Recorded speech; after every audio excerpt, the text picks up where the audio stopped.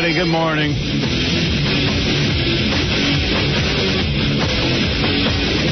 I have so much hair. It's in my eyes. Like I have to brush it out. Hey, now. Is it time for a trim? No. Just it's an issue. This microphone has to be fixed, Scotty. It's wobbling. Good morning, everybody. Sorry, a little technical problem. I'm bringing you into the behind-the-scenes goings-on here at the radio station. Quiet, numbskulls. I'm broadcasting. You know, I just read this very small mention of me in the newspaper today. That's, you know, it was somebody... I don't even know what this means. Encore cares about karaoke. Opening night, the West 24th Street Club called in Howard Stern's personal sound guy to fix the machine. Well, who's your personal sound guy? Well, what is Encore cares about? What is Encore? It's an item that nobody would understand. Yeah. Most of all, me. It sounds like some club is opening, but I'm not sure of the name. Who's my personal sound guy? Is that Scott? No. I don't know. Scott, I didn't know side job? But where did I get a personal sound guy? I don't know. Do you walk around worrying about the sound around you? I don't know. Someone's going to have to elaborate. Howard Stern's personal sound guy. I mean, think about how ridiculous that is. I've understood when you've had a personal hairdresser and a personal, you know, a stylist, but a sound person? Are you involved in this, Scott? I'm innocent. I have nothing to do with it. Yeah, I wonder what that is, my personal sound guy. I don't know. I mean, I guess I'm that guy here, but I don't go outside and claim that I'm your sound guy. I just wonder. I wonder how this story comes about. I would be fascinated. Who worked on? Encore cares about karaoke. Now, what is Encore? Is that the club? It's a club. Opening night, the West 24th Street Club called in Howard Stern's personal sound guy to fix the machine. They must be desperate. Howard Stern's... The sound here is terrible. They must be... Yeah, don't call him my sound guy. Don't call me. Yeah, I've got horrible sound. You got to fix this mic. It's like... It just starts going... Oh, okay. I don't know what it is. Tighten it up. Thanks. No problem. Mr. Cheerful. That's me. You got to call your personal sound guy. Look, here it goes. There goes the mic. It's going limp. Woo. Wee. Yeah, it looks like my wiener after... All right, when you take a break, I'll... What? When you take a break, I'll fix it. You have to interrupt me to say, well, when you take a break, I'll fix it in the middle of a sentence.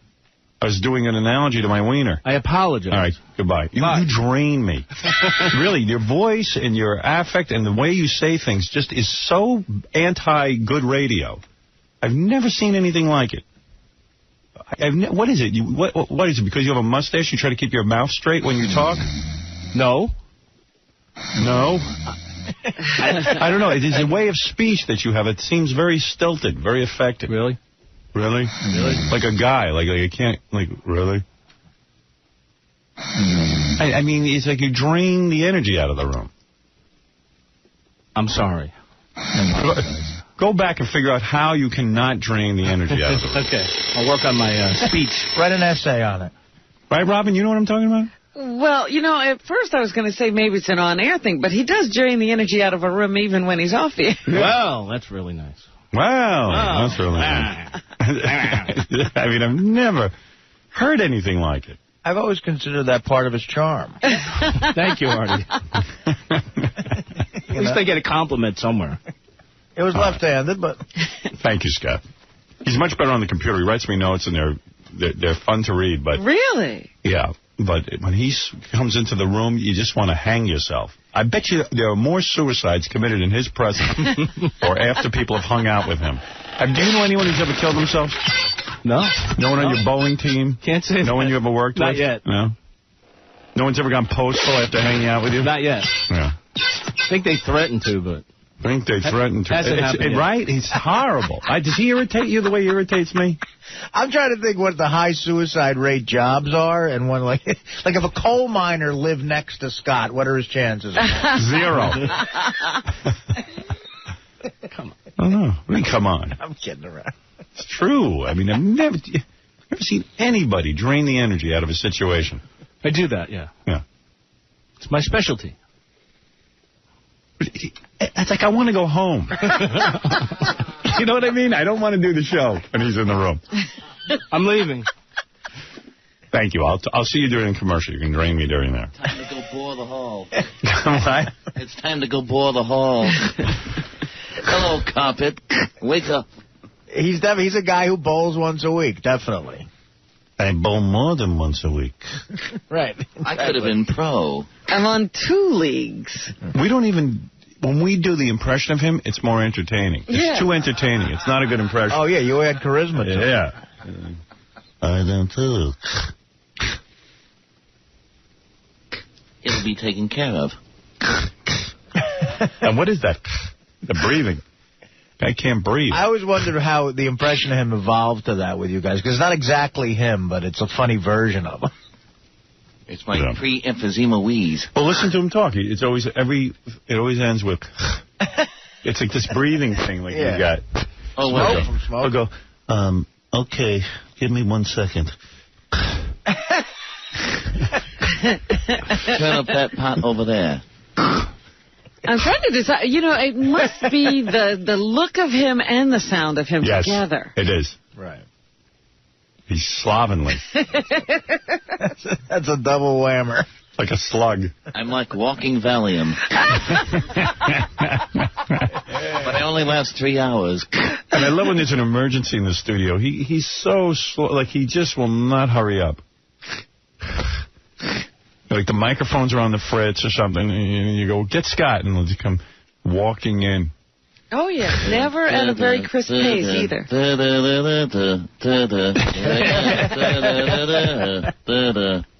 I watch turtles go past me. You'd think he worked in another building. It takes him so long. Yeah, right. Like where is he? Let's see. Here's Scott, the engineer, checking the microphone. Hey now. Hey now. Oh, man, I don't know. We're bringing him with us to satellite. God help me. I love the guy. His work is great. Mm-hmm. I'm here in case things get too exciting.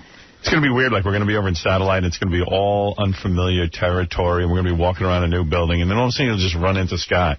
And then you go, oh, okay. And everything will fall into place. Right. Reality check. And you know, the first day is going to be like, they don't have a lot of things they need. I told them. The equipment isn't... The line isn't balanced. Yeah. They didn't listen to me. I have to drain the room again. Yeah, what's up? I think we figured out who that guy is. I don't want to give his name on the air because I'm not sure. But I think we know. What guy? What guy? Your personal sound. Yeah, right, but I mean, like, how do I know him? He's been up here doing things for us. Oh, I know who you mean. Oh.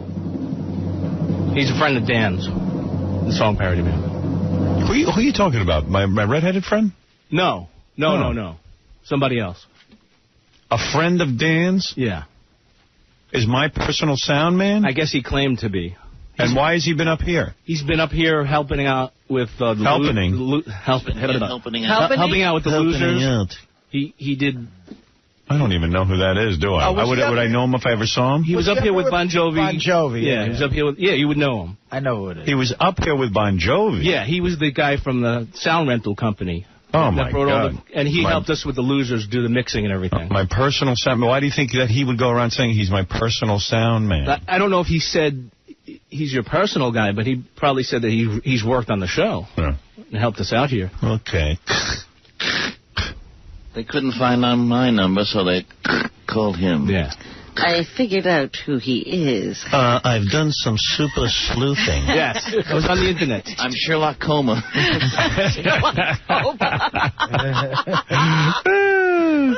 I'm Sherlock Coma. Elementary, my dear morning man. I'm going to go back and think about this some more, see if I can come up with other culprits. Don't worry, I'll get to the bottom of it. I'm here to vanquish limp microphones and Professor Moriarty. I'm not going to mention his name, but he's a friend of Dan's. Watson? Watson. Uh-oh, Watson killed himself. He was hanging around me and he killed himself. I still believe somebody must have killed themselves after hanging around with him. No. Big black cloud over Scott's head. Well, that I know. Got the big black cloud. I'm a loser. Although a lot of my neighbors enlisted for Iraq. Yeah, maybe whole families are wiped out. That's why he hasn't heard. They're just all gone. All right. Thank you. Thank you, Scotty. This is... Hey, now. Hey, 1, 2, 1, 2, 1. Hey, 1, 2, 1, 2, 1, 1, 2. That's Scott at work. 1, 2, 1, 2. Big, smelly, wet holes. No. Hey now. Hey now. He's testing the microphone.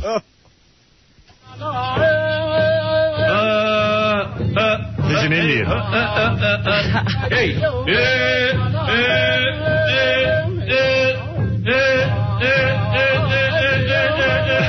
You didn't know he was part Indian. Like you. It's his suicide dance. Right before people kill themselves, he does it.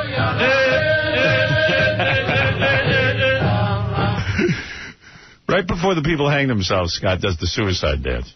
Hey now. Hey now. Hey now. What is it?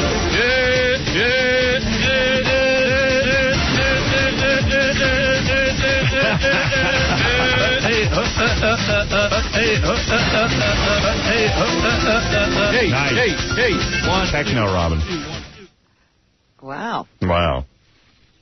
Anyway, I just thought that was an interesting little thing. You know? My personal sound guy. Crap like that bothers me. Well, especially when you don't have one. I got real irritated by Sal. I wonder if he has something to do with this. I get this T-shirt in the mail the other day that says Howard Stern online chat with a big picture of, on the back it says my name in big letters, and then a picture of Sal, the stockbroker, a cartoon drawing of him. Are you got anything to do with that? No. What is that? What is that? Why are you annoying me so much? I don't know. What happened there? I try to do everything to make you happy. What is that T-shirt? I don't know. This guy keeps emailing me, and it got to a point where I said, look, just do whatever you want. Get out of my hair. Just do whatever you want. I mean, this guy... You give him permission to make T-shirts with my name on it? Absolutely not. I have nothing to do with that. This is all across the back, Howard Stern. I know, and now he wants to do the same thing with Richard, and I just stopped replying to this guy. Well, why did you say you just said two different things. You said, I gave him permission to do whatever he wanted. This guy said he's a big fan of the show, and he's starting an online chat. Okay. And he says, can I make a T-shirt with your face on it? And that's all I thought it was. So you gave him permission to do it? Just to put my face on a T-shirt. I didn't know he was going to put Howard Stern on. Why would you do that? I didn't know the name of the website. Because... Why would you give somebody... I feel you're lying right now. I'm not lying. Why would you give somebody permission? T-shirt. Why would you give somebody permission to use your image? Because I don't care. Nobody wants to buy a T-shirt with my image on it anyway. So I said, go ahead, do what you want. It was a fluke. When the guy said to me, I want to put a T-shirt with So did you say to him, don't put Howard's name on it?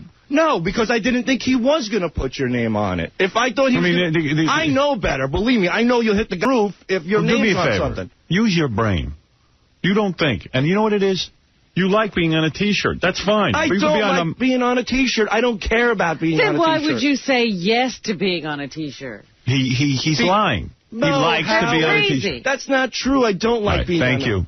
Thank you. I've had enough. This is like a one-sided people's court. That's it. You just gave me all the information I need. I told the guy do whatever he wants. No. What do you mean no? Now you're taking that back? All right. Thank you. It's done. Conversation over. Court's in recess. You've been convicted and tried. Judge Howie has heard enough. Judge Howie's heard enough. I don't need to hear more. That's all I needed to know. So what's on this T-shirt now? No, it's got my name all over it with Sal the stockbroker, and it's like I don't want that. Then people think I'm ripping them off. Somehow. A crappy T-shirt. Some crap T-shirt. You know what I mean? You should see this T-shirt, Artie. Even you wouldn't wear it. No, but it is a lesson. You got to tell people. You got to tell people specifically, like 1,000,000 times, do not. All right, I have it, because sometimes I have a difficult way of expressing myself. So I'm going to calm down and explain. You have a difficult way of expressing yourself. Right. All right, let me hear this. The guy sent me multiple emails. He was hounding me. It got to a point where... He was hounding you? Yes. You had to open the emails? They're sent to me. Okay, so he's hounding you through email. No such thing as deleting it, moving on with your life. But go ahead. Go ahead. Let's hear the rest of the explanation. Look, I probably have 4 fans, so when somebody sends me an email, I'm polite to them. You're excited about it. Right. Okay. That makes sense, right, Robin? So far, so good. Okay. All right, go ahead. So it got to a point where I replied and said, I can't control what you do, just do what you want. You can't control what he does. He's asking you your permission to put your image on a T-shirt. And once again, I didn't know. So why would you say you can't control what it is? He's asking you for permission. So you said, I can't control you, do whatever you want. That makes a lot of sense. Well, that gives him carte blanche to do anything. Right. So now he can use your image anywhere he wants. But the point You've allowed him to use it. He can wipe his butt with my image. Right. I mean, who cares? Well, I do, because I'm involved. I know, and I apologize. And you didn't ask him what he's going to put on the shirt, nothing. You just said, do whatever you want to do. He said he was doing a website, and he was going to ask me. You didn't ask to see the design. You didn't want to know the name of the website. But I was so... You didn't want to know the name of the website. You didn't want to know anything. You said, okay, go ahead, because I don't want to be hounded. You're being stalked by your one fan. Right. He wore me down. He wore you down. And I apologize. Yeah, no. That's a lame excuse. You shouldn't have come back in here. Yeah, that was worse than the first time. It's a worse excuse. You got 4 emails, and that's him stalking you, so therefore you surrendered, you got raped, and you just spread your legs and took it because the guy wrote you 4 emails? You got to be friggin' kidding me. And you couldn't resist the temptation of 4 emails. It's just so you gave away all your rights. What rights? I don't have any rights. All right. Well, you gave away my rights. I'm sorry. And you didn't ask the guy the name of the website. Yeah. Okay. I guess so. That's smart. You know what? You're a very good businessman. Howard, I can see why you're a successful stockbroker. He's taken the time to open these 4 emails, but he doesn't care what they say. Right.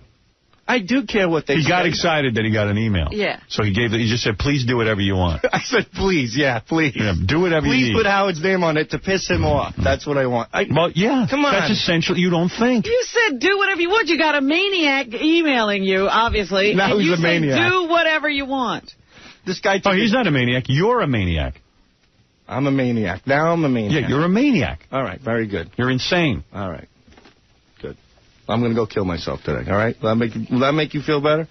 You do whatever you have to do. Good. Just like you told the guy. I'm going to tattoo your name on my chest and jump off a bridge. All right, thank you.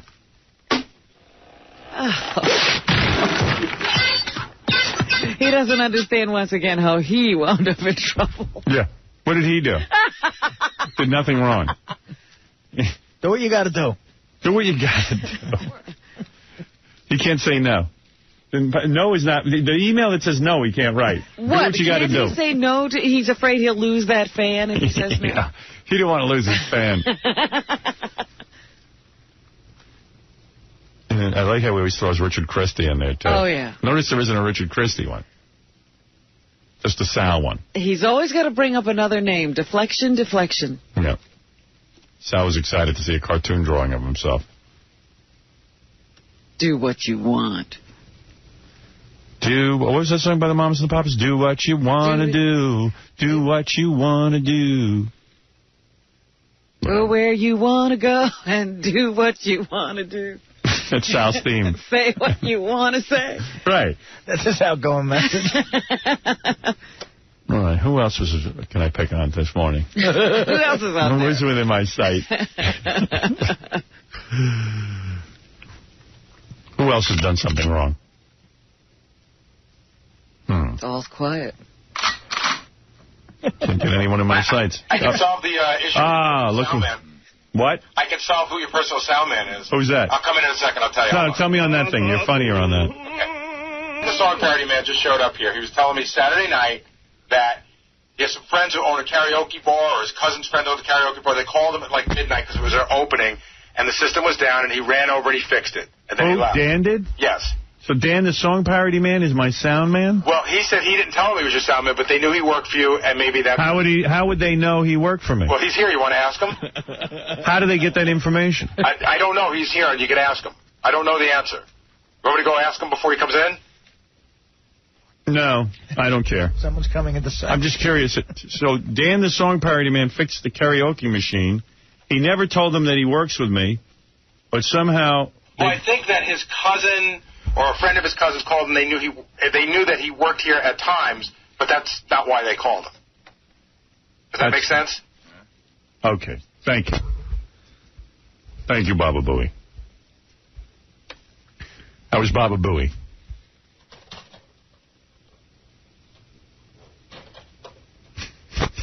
You ever get one of those moods, you know? Oh, I see you're in it.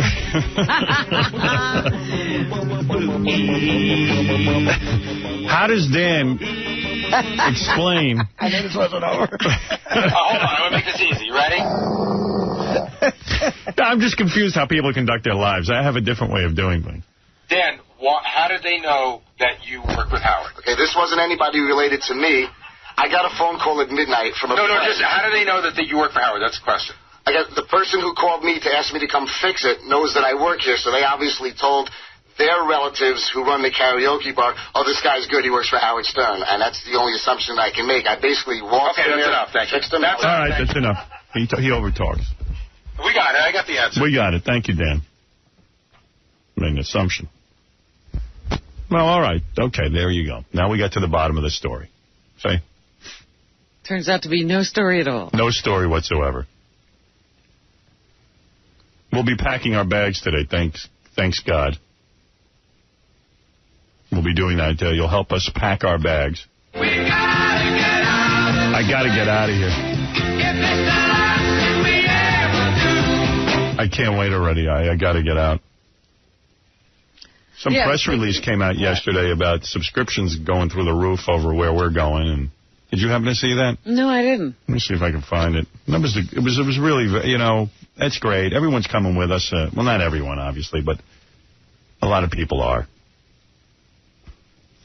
And that makes me feel good. Excellent. Because I'm really working hard to make this thing the greatest thing ever. And I just don't stop working on it. I love it. I'm enjoying myself like I never have before. And I'm ready to leave here. These creeps cleared. You know, everyone is so panicked. I was seeing that the competing satellite company, XM, now is all freaked out about Sirius's subscriptions. They're planning a big fourth-quarter advertising campaign. I've noticed an increase in their advertising lately. Yeah, those in my apartment. What do we do next? What do we do next? I said, what do you do next? I don't know what to tell you to do next. I don't know what to tell you. In other words, they wanted to make me an offer to come over there. And then the guy turns to me and goes, well, what do we do next? Maybe we should have another meeting. And my agent would say, what are you meeting about? Well, you know, I guess what you would do is make us a formal offer. Well, we'll have another meeting. The meetings, they got no shortage of over at XM. There's a meeting for everything. And I said to my agent, I don't know what these guys are doing. They're doing some sort of weird dance. One day, 7 guys piled into my apartment. 7 of them.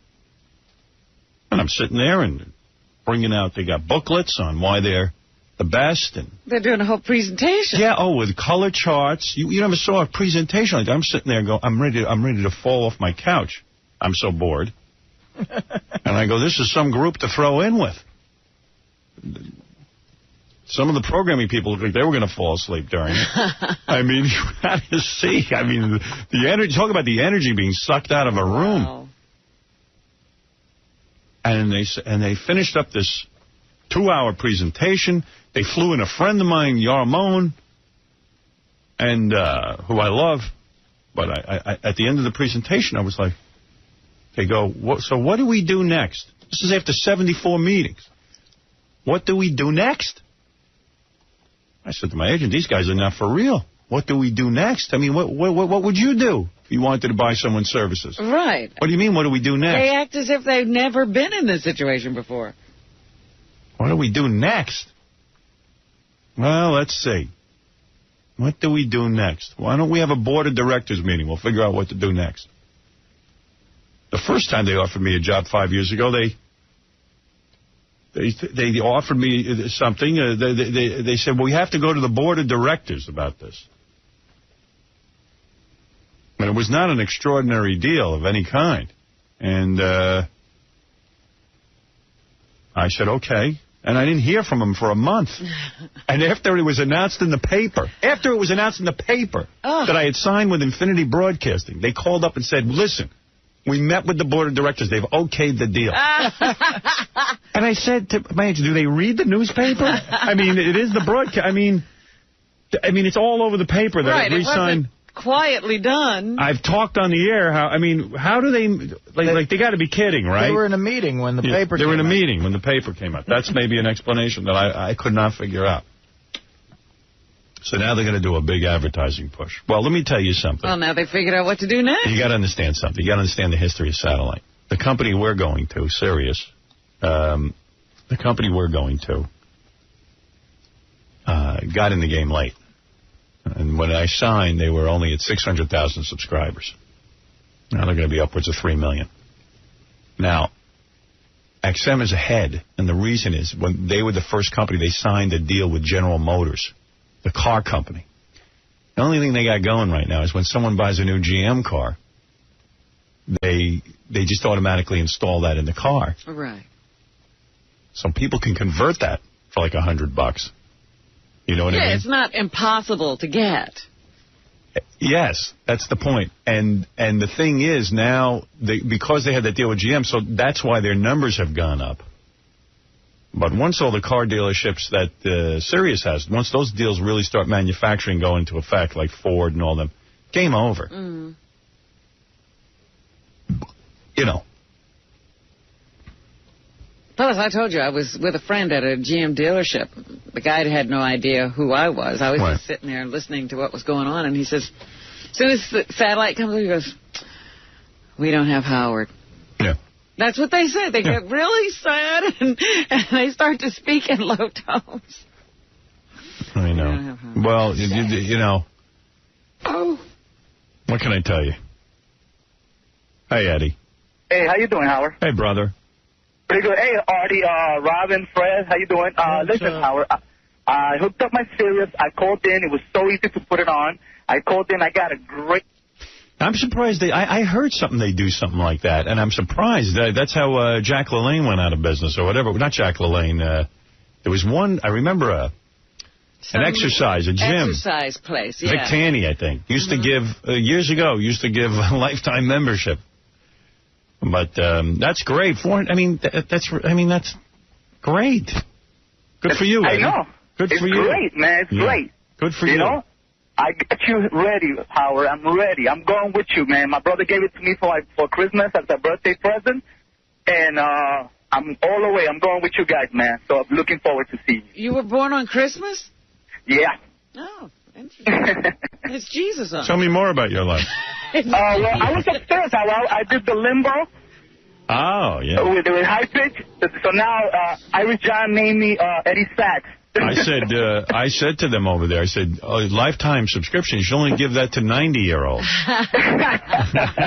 How old are you? I'm going to be 38. Yeah, what's your life expectancy? Let's see, what are you, Hispanic? I'm Hispanic, yes, sir. Yeah, you live in an impoverished neighborhood? Yeah, I live in, I actually live in the Bronx, and it's a nice neighborhood. It's not too bad, you know. He doesn't have much time. Either you'll be killed in a gang war, or so maybe you'll live to 50 if you're lucky. All right, so now I understand why they gave you a lifetime subscription. I don't come out of my house. Once I go in, I don't come out. Oh, boy, you see? Well, maybe with the lack of air, the lack of oxygen, you'll drop soon. I actually know Eddie. He delivers downstairs. He's a produce guy. Yes, very nice guy. Yeah, I deliver to Noble, Howard, your favorite place. Yes, I know you. I know who you are. I've got my eye on you. Now that you have a lifetime subscription, I got to make sure you're not too healthy. Thank you. Right. Thanks a lot, Howard. Bye-bye. Right. Howard. A lot of Hispanic guys have trouble saying Howard. They can't put the D at the end. And we worked with a morning guy here who used to be on the Spanish radio station on the AM, and it's one thing, he named his son Howard, and he called him Howard. I said, why would you name your son Howard if you can't pronounce it? What do you mean I can't say Howard? I go, it's Howard. That's not how I say. I say Howard. All right. Listen, another thing that doesn't make sense to me.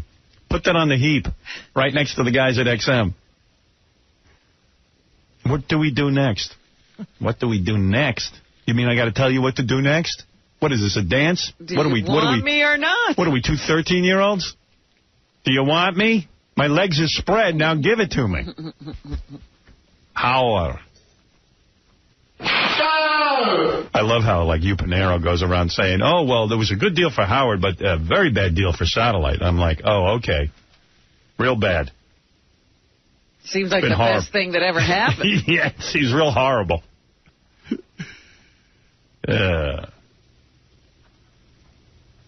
There are two types of men. There's a guy who is in a room with a gorgeous woman and says, can I kiss you? And then there are those that kiss. They just go in and kiss. I prefer to be with the guy who kisses me, not the one who asks. Just lay it on me. Move in for the kill. Make your move. Make your move, douchebag. What do we do next? Take a chance. I'll tell you. Oh, kiss me. Take me. I'm ready. It turns me on. Bad Business 101. Oh, yeah, sweetie.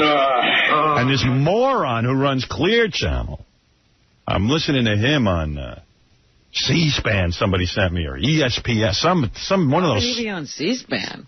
I don't know. Lowry Mays' son, Mark Mays, his dad put together Clear Channel. Now he's got a job. Now he's an expert on radio. He's actually going around promoting that it's not fair. This is Clear Channel that owns every radio station in the country. They're going to talk about fairness? They go, it's not fair. If you listen to this, with all their connections, they're probably trying to get George Bush to put this through. Thank God George Bush is in so much trouble. I don't think he's too busy trying to save his presidency. Can't listen. Yeah, but anyway, he's going around saying, you know what, it's not fair. Not fair. Was it fair to buy up every concert venue? Yeah, he goes, it's really not fair that Satellite isn't regulated by the FCC, the speech. And to make it a level playing field, a level playing ground, they have to regulate Satellite. You notice how all of a sudden these guys are scared of Satellite? One reason, and one reason only. Hello. They never used to worry about it. They used to let their employees work on it. Bubba the Love Sponge was telling me he used to be on Satellite and be on Clear Channel at the same time. Right. They could have cared less. But they kicked you off the air. They kicked me off the air. Now they want a level playing field. They didn't want it level for you. You don't hear broadcast television going, oh, you have to regulate cable. Cable, right. They never said that. Yeah, but because it would have been laughed out of the box. The whole thing's a joke. The whole industry, all they're talking about is me and my move to Satellite. And I love it. I love that the mighty Clear Channel sitting there begging the government to regulate Satellite. How is that not fair? It's a pay service. Yeah, it's a pay service. Well, it's not fair because they've had an open door to people's wallets. Well, let me tell you something. They've had a monopoly. He comes from a background where his dad handed him everything. So he's like, well, wait a second. Well, that's what they do. They chum up to government officials and try to make things fair for them. Right. What do you mean, how is it fair? People have to pay for where I'm going. Sure. How's that fair for us? Right. It's not free airwaves that were given to you. We got to create a whole new universe. I love how suddenly they're worried that they're being disadvantaged. His father gave him a company. He has no clue what to do with it. It's his father who's the brain. Well, it's just sitting there raking in the cash, and now he sees the threat of competition. He's like, oh, we've never had that before. Yeah, oh, yeah. That's not fair. We don't want to compete. we want our pal George W. to somehow regulate these guys out of the industry. That's right. We don't need competition in this industry. We're getting nervous. Between the two satellite services, there's already over 8 million people subscribing. Wasn't the line no one's going to pay for radio? Now all of a sudden there's 8 million people paying. And watch it double and triple. And quadruple. Because it's not fair. You got to level the playing field. Wah, wah, wah. Wah, wah, wah. Wah, wah, wah, you big baby. That's what we'll do. We'll regulate everything so you can have a level playing field. I might not get any richer. Yeah, the guy's only worth $12 billion. Well, I think, we've always viewed ourselves as very responsible broadcasters, and that's really what we focus on. We do think... Good, be responsible, which means bow to the government. Is that the son of Mays? Yeah. that creating a level playing field for that indecency is critical from the perspective if you're going to allow one content provider a different series. Yeah, well, then shouldn't we regulate the Internet? He's not worried about that. He's only worried about one name, Howard Stern. Period. End of sentence. That's right. If he can't use you, nobody should be able to. Right. You should just be drummed out of the business. Well, that's what he was saying after he fired me and didn't pay me. He said that Viacom should have to fire us, too. Absolutely. And then when I signed with Satellite, now he says that Satellite should have to be regulated. Well, why not regulate the Internet based on that, Mr. Mays? Maybe we should regulate everything so you can have a fair playing field, so that you can get even richer. You know what? Let's see the future. Here's my prediction. Your radio station's worth $0. $0. What do you think of that prediction? $0. Well, they should level the playing field. Howard Stern's ridiculous. I don't think our stations are in any danger of being worth $0. Let's see. I can't wait to say the F word. Let's effing see. I'll be saying the F word in 46 shows. 46 shows from now, I'll be saying the F word. We've always thought of ourselves as responsible broadcasters. No, you haven't. Or sets of content versus another content provider. In other words, you're going to allow satellite radio or to go out and broadcast the Howard Stern show, or you're not going to allow us to. Then you have to create some... No, you took me off the air because you bowed. You're going to allow them to broadcast the Howard Stern show? You're not going to allow them to broadcast... You're going to fight for your rights. You know what he wants? He wants a baseball game where the umpire roots for one team. Right. Him. Dude, it's a pay service. Get it through your head. The United States Constitution protects that. It's a pay service. People have the right to bring it into their home. And not only that, you can block out my channel if I offend you. Worry about your own programming. Yeah. You're an open-air broadcaster. You've got to deal with different rules than we do. Ha, ha, ha. Go F yourself, you frigging spoiled rich brat. And they're the rules you agreed to. You've been handed everything in life, including a company. Go F yourself. That would be like if I went to the store and picked up Playboy or Penthouse magazine that I bought for myself, that it would be regulated. Yeah, it should be regulated. It should be made more like Time magazine because they play by the rules. Yeah, or People. Right. Or any book. Right. Well, let's regulate books. What he's really saying is Howard's too popular. It's not fair. Howard's bringing people over. I would hire him, but they won't let me. Yeah. They let you. You didn't have to fire me. Wah. Again, it's the wah. Oh, because he's used to getting everything he wants. His dad made him that promise when he was born. Son, he held him in his arms. I'm going to give you my empire. But, Dad, your empire, it's crumbling. But they won't let us have Howard Stern. Yeah, everything's about Howard Stern. Mr. America suddenly woke up to the threat of satellite. I love it. You're all squirming. I love it. He seen you sitting at home twiddling your thumbs. Yeah. Oh, he would have liked me fired. Oh, I can't wait to use the word sea-sucker on the air. He decided not to broadcast you, not them. Yeah. Well, he did broadcast, and then when the heat hit his little feeties, he threw us off. Hey, Mike. Hey, what's up, Howard? How you doing? Hey, brother. I can hear it in your voice. You can't wait to go to satellite. I cannot wait. Why don't you just go now? Just quit and go now. Let's get it going. I can't. Let's do that. Why can't you? Why can't I quit? Because I have a contract and I'm honoring it. Although I see there's a way for me to get fired. Listen to this. What's that? I just read this. This is funny. We got to find out what happened. Infinity spokeswoman Karen Mateo has confirmed that Greg Henson and Michelle McCormick, the midday team at Infinity FM Talker WKRK Detroit, I think that's what we're on, have been off the air since the end of their shift on Wednesday, September 28th, in connection to some questionable comments made during the show. The remarks were reportedly directed at Tic Tac, the night host at Clear Channel's Crosstown CHR Pop WKQI. There's somebody named Tic Tac on the air? Yeah, and I guess they goofed on him. They must have said something weird. What did they say? I don't know. Who knows what they said about him? I don't even know who Tic Tac is. Let's talk about Tic Tac. So if I could just get a transcript of that and insult Tic Tac, if he wouldn't mind, then I guess if I insult Tic Tac, I'll be fired. Tic Tac. Wow. No, I'm a man who honors his contracts. Infinity Broadcasting has been my home for 20 years. I am an honest guy. I'm a forthright guy. I am not going to sit there and try and get myself fired or be up to shenanigans. You honor your contracts. You expect other people to honor theirs. Yeah, the only people who honor contracts these days are the Radio Talent and Infinity. They've always honored my contracts, and I admire that, and I'm not going to screw them over. I'm a man of my word. Hey, is Tom back today? No, and I got to find out what's going on with that. Oh, let me take a break, and then I'll check into that situation, okay? Because, Howard, hold on a second. They bleeped that guy when he was talking about that lifetime subscription. Oh, they bleep everything. They don't know what to bleep. They bleep there's so much censorship. Everything is indecent and obscene. Everything's indecent. They're worried that someone will hear a word about satellite. Forget it. I'm going. It's all over the newspaper. It's over.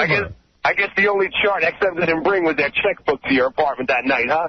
Nah, it wasn't even that. It was just like they were like doing this dance where they're convincing me what a great company it is. And I go, okay, great. Now what? Now what? The guy says to me, now what? I go, I don't know. Do whatever you want. He's not supposed to be the now what guy. You are. Why'd you take off yesterday, Howard, if you don't go to Temple? What's the deal? What are we doing there? Hey, brother. If I can don't tell me, brother, all right? Because that's why you ain't quitting, because you want the money. You ain't going to leave those greenbacks on the table. Dude, I'm getting way more money. You're honoring your contract, okay? Don't blow smoke up my ass. What? He's saying that Jews are only in it for the money. Well, let me tell you something, douchebag. That's why you're quitting. You wanted to quit 6 months ago. You're not leaving that money on the table. Well, let's poke a hole in your logic then, since I'm a cheap Jew. I didn't call you a Jew, okay? I asked you why you took off I would take the implication. And you go to Temple. Yeah. So why do you need the day off? The implication you're making is that I'm staying here for the money. The money is... Why don't you go there then? Quit. I don't. I honor my contracts. You don't honor nothing. What about all your fans? You're not honoring them that can't get serious. How about them? Well, what do you want from me? I have to leave. Exactly. I don't have an opportunity to broadcast. I don't care. Man, right? I honor my fans. I don't put out coffee mugs and crap. Get off my phone. Every day. I can't get you on Sirius. Good. I don't want you there. Shut up. Oh, my God. Shut up. That was a strange phone call. Yeah.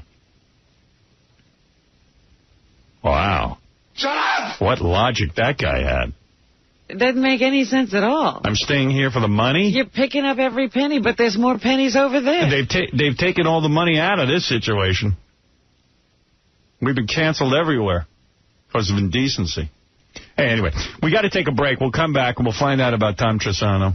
I don't know anything what's going on there. Hey, he's not here, huh? I don't know. I don't know what's going on. I want to check into everything. Yeah, we got to check in on that because I haven't any information either. But first, these words. Hey, stuff on primetime television like Howard Stern. Come on! Yeah! I love it. Come on, let's get it over with. It's 46 shows left here, but one more down the drain today, so let's call it 45. It's time. We're packing our bags later in the show.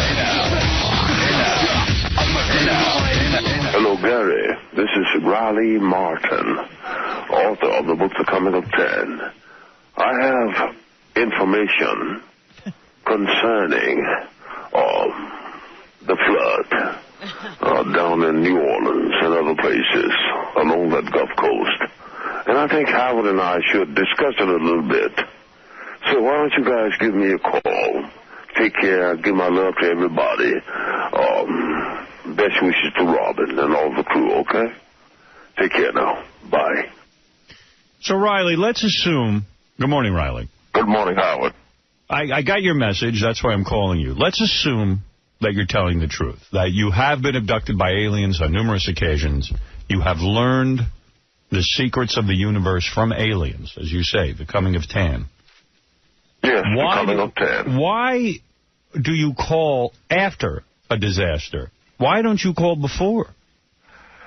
Well, because you've got enough soothsayers and doomsayers in the world, Howard. I did not sign on to be your psychic friend. No, but it doesn't make sense. All I'm saying is that if you read my book, you will find that all of these things that are coming to pass has already been written in the book. But this is why people have trouble believing your story. You're good at calling up after a disaster to I warn wrote the book 16 years ago. You will find all these things written in the book that was written. What are you calling to say now? People should get out of New Orleans? No.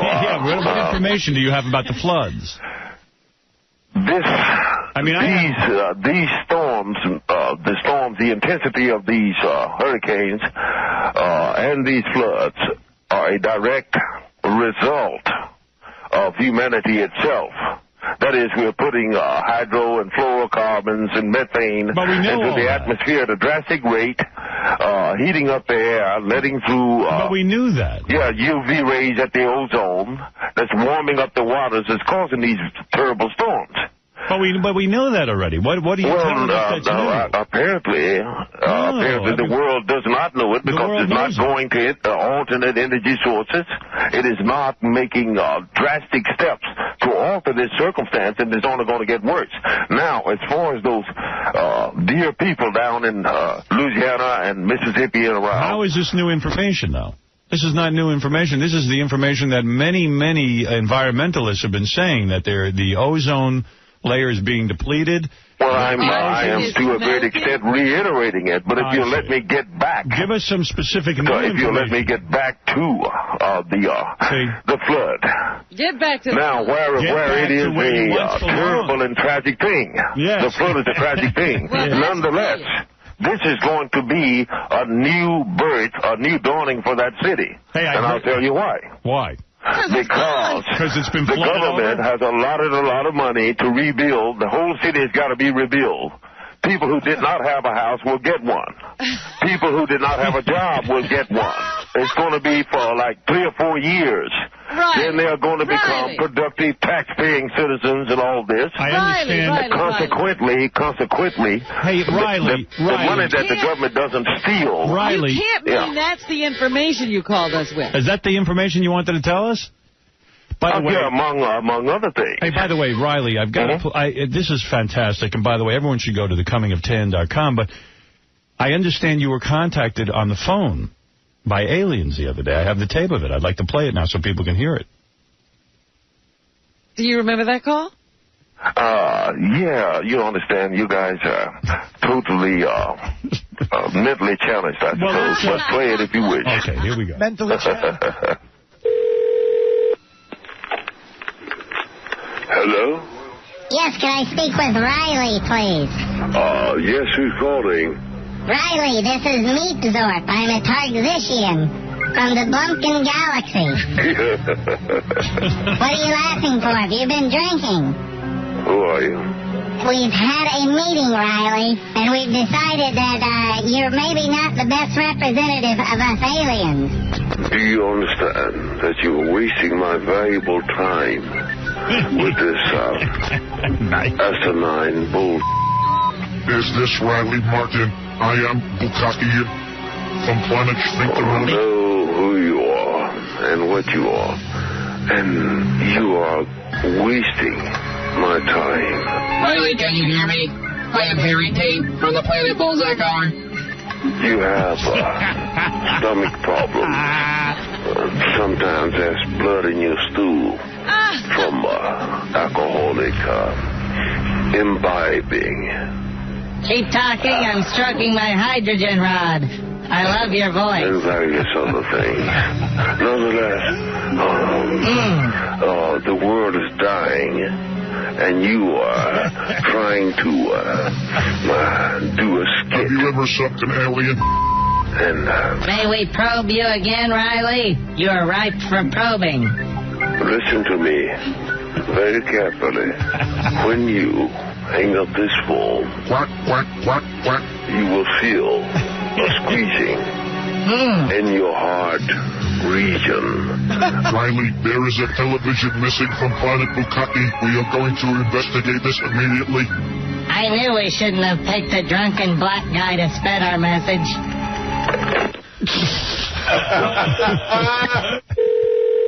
Oh, no, they called us back. Yeah. Hello? Hello, is this,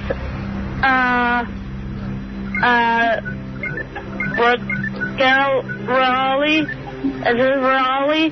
Who's this? This is, an alien from a retarded planet. From now. for the next 24 hours. Let it be upon you that you will understand that you are with something that's greater than you know. I would like to ask you, are you dumb? Bastard. Now, go away. Hello? This is Bahabio, the gay alien. Oh, come again? This is Bahabio, the gay alien. Can't hear you. I gave you the anal probing last year. Hey, man. You're toast. You idiots. Wow. I guess you really are in touch with the alien. Hey, listen, well, that was fun. I love when Coos call him, he hangs up. Yeah, you have some nerve. How do you know those weren't real aliens? What was the tip-off? Yeah, Howard. I don't mind you guys having fun, man, but the world's in a lot of trouble. You have to understand. that you are not exempt nor safe from what's going to happen to your ass. You know, I mean, none of you are exempt or safe from what's coming down on you, man. And so you should try to learn something. I mean, I understand you like to have fun and what have you. But sometimes you should begin to listen a little bit. You think they're going to rebuild New Orleans? Yeah. Yeah, they're gonna rebuild it. And people who did not have a job are gonna have a job. I've been in touch and with... a lot of them are gonna have houses. Excuse me, I've been in touch with the aliens, and they say New Orleans is going to change drastically. What's going to happen? You don't care because you think that you're omnipotent because you got some bucks. You know, you using the F word. And you want to make fun of these poor people? We're making fun of you, not poor people. We knew they were rebuilding New Orleans. Yeah, we already knew that. We were waiting to hear some new information from the aliens. You know. Yeah, it's going to get worse, Howard. There you go. That's going to get worse. All right, listen, everyone go to Riley Martin's website. Can you tell us where the next spot will be so that we be prepared? Let me ask it in aliens. Okay. Where would the next hot spot be? We got more storms coming. Don't worry about it. So you're not going to help those people get out before it hits either? No. Right, but look for a rash of new diseases and things of this nature to break loose. The bird flu? Bird flu? Not necessarily just the bird flu. There'll be other diseases that will migrate across to humans and things of this nature. Many of them have been planted among third world countries to kill off a number of the people. Hold on. Yeah. The aliens are coming through and they say it's going to get cold this winter. You know what? I think Riley goes to the movies and then he comes back with these predictions. Yeah, John Travolta and such. Otherwise, I know that I'm paying $3 a gallon for gas. Right. And the gas companies are making 4 times more money now than they ever made before. That's true. You guys should try and keep an eye on these type of things because we are being shafted, robbed. Who's planting the illnesses? Killed. All right, listen, bombed out. Riley. I'm going to tell everybody for more information on all of this stuff, and to get your book, go to thecomingoftan.com. That's really the true message, isn't right. it? Spelled like suntan. Hey, thanks, man. I appreciate that. Thank you. Get that book. Riley, who's planting the viruses in the other countries? We go to the website, Robin, for Christ's sake. Hey, Riley. Yeah. And find out from the aliens who Jodie Foster's baby's daddy is. I want to know. All right. Thank you, Riley. Hey, thanks, man. Take care. Find out if Ashton Kutcher and Demi Moore are really married. Thank you. Sure. Take care now. All right. Riley, by the way, we're going to have him over to do it. He's finally going to get a half hour. And you'll be able to tell everybody all this information. I'm going to. You're going to give me going to give me a half hour, man? Yeah, I really am. Hey, beautiful. All right. Later, brother. Yeah. Right. Take care. Right. Beautiful. You're having fun. Yeah, I mean, there are people dying, man. You've got a house. You think you're omnipotent. I like when he goes, hello, This is Riley Vaughn. Like you don't. You could just say. You got to have the whole name. This isn't Riley. It's Riley Vaughn. You could just say, "Hi, it's me." Yeah. You know. With that voice. Him and high pitch Eric. You know, it's like. Yeah. Hi, it's high pitch Eric. I like when he goes, you don't know what's going to happen to your ass. We'll be back right after these words. Carry my stuff. I don't want to carry it. Right. Well, maybe you can get those cheerleaders to do it. Maybe I'll get them, the 2 cheerleaders. Yeah. Who got caught. Hey, Gary, get them for this show. Those 2 cheerleaders. Thank you. I think it's hot that 2 NFL cheerleaders were doing each other in a bathroom and then got into a fight with chicks because they were interrupting their sex. Yeah, because it was angry chicks who were hot. Like, you... Those 2 chicks are hot. It's not the same old that you hear on old... Anyway, so I'm not going to play the rest of this, but anyway, there is a leak. Who is that talking right now? Tim Sabian. Oh. That's why I like the news. 50 Cent is coming in today. Simon Cowell. I've been reading a lot about him. Did he? Yeah. Did you know he doesn't drink or smoke? I'm sorry for him. Simon Cowell? What kind of rapper is that? Hey, before we get to 50 Cent, Richard and Sal were in Texas, in Dallas. Oh, yes, they traveled again this weekend. I saw the suitcases in the hall on Friday, and I thought, it's another weekend on the road with the boys. They were doing stand-up. And Cliff Pallet shows up to all that stuff. He loves it when anybody from the show goes to Texas. He shows up at all your appearances, right, Artie? When I went to Dallas, he was with me throughout 2 shows and a signing, and almost came to dinner with me and Dana. Cliff, you live for the dudes coming to your show, coming to the shows and letting you backstage, right? Oh, yeah, I love it. He loves it. I mean, there's nothing going on in his life unless somebody from this show is coming to town. So Sal and Richard go out and do these appearances. They do stand-up, and I guess they bring Gary the Retard. Oh, do they? Yeah. I heard last time they dressed him up in a Nazi uniform, and Gary was yelling out Sieg Heil. Oh, jeez. And he has no idea what he's doing. And I told Sal and Richard I thought that was wrong. I think they stopped doing that.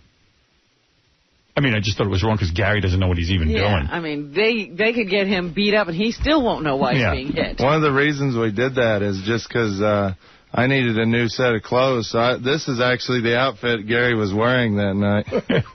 So I paid for the outfit because I knew I could wear the clothes after he was done with it. That's nice. Actually, Howard, it was Gary's complete idea to be Hitler. We had nothing to do. Yeah. You videotaped that. I want to put that up. How could it be his idea? Because it was ours. I want to put that on demand. Oh, you should. It's sick. And Bob Levy, who was a Jew, had no idea we were bringing out Hitler to the stage. So Bob goes, let's hear it for Gary the Retard. And all of a sudden, this retarded Hitler gets on stage.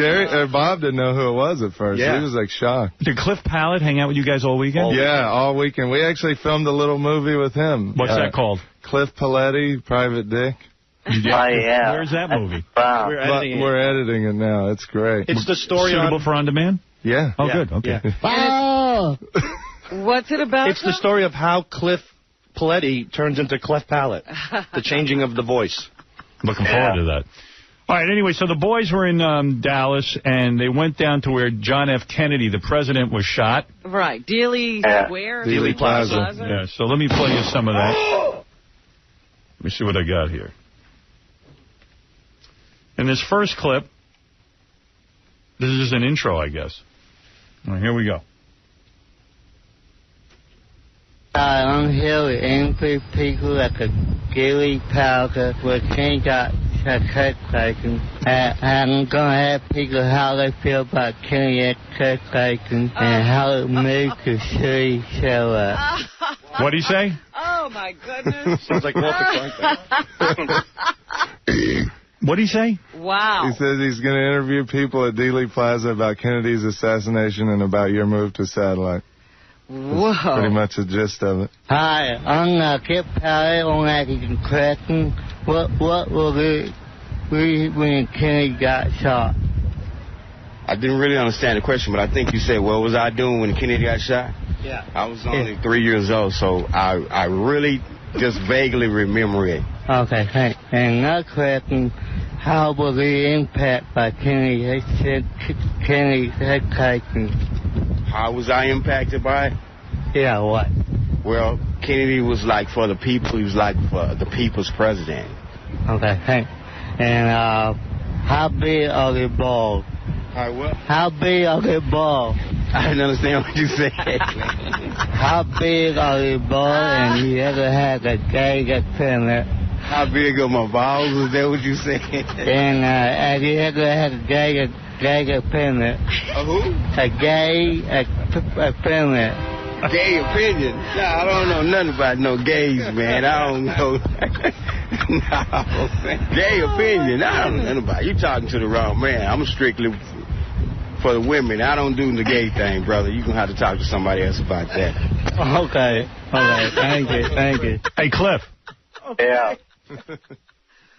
You like being an interviewer, I sense. Oh, yeah, I have fun doing it. Yeah. All right, so here you are again. Oh, I see. And this is Gary the Retard in Cleft Palate now. So Gary came with you to this.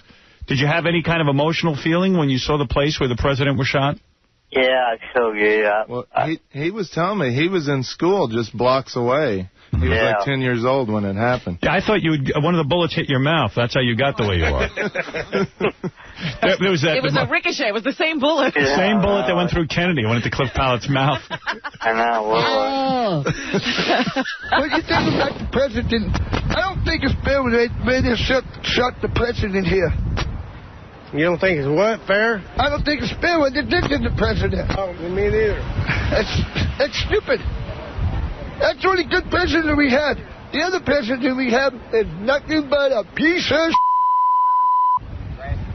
Which president is that? Lyndon Johnson? Yeah.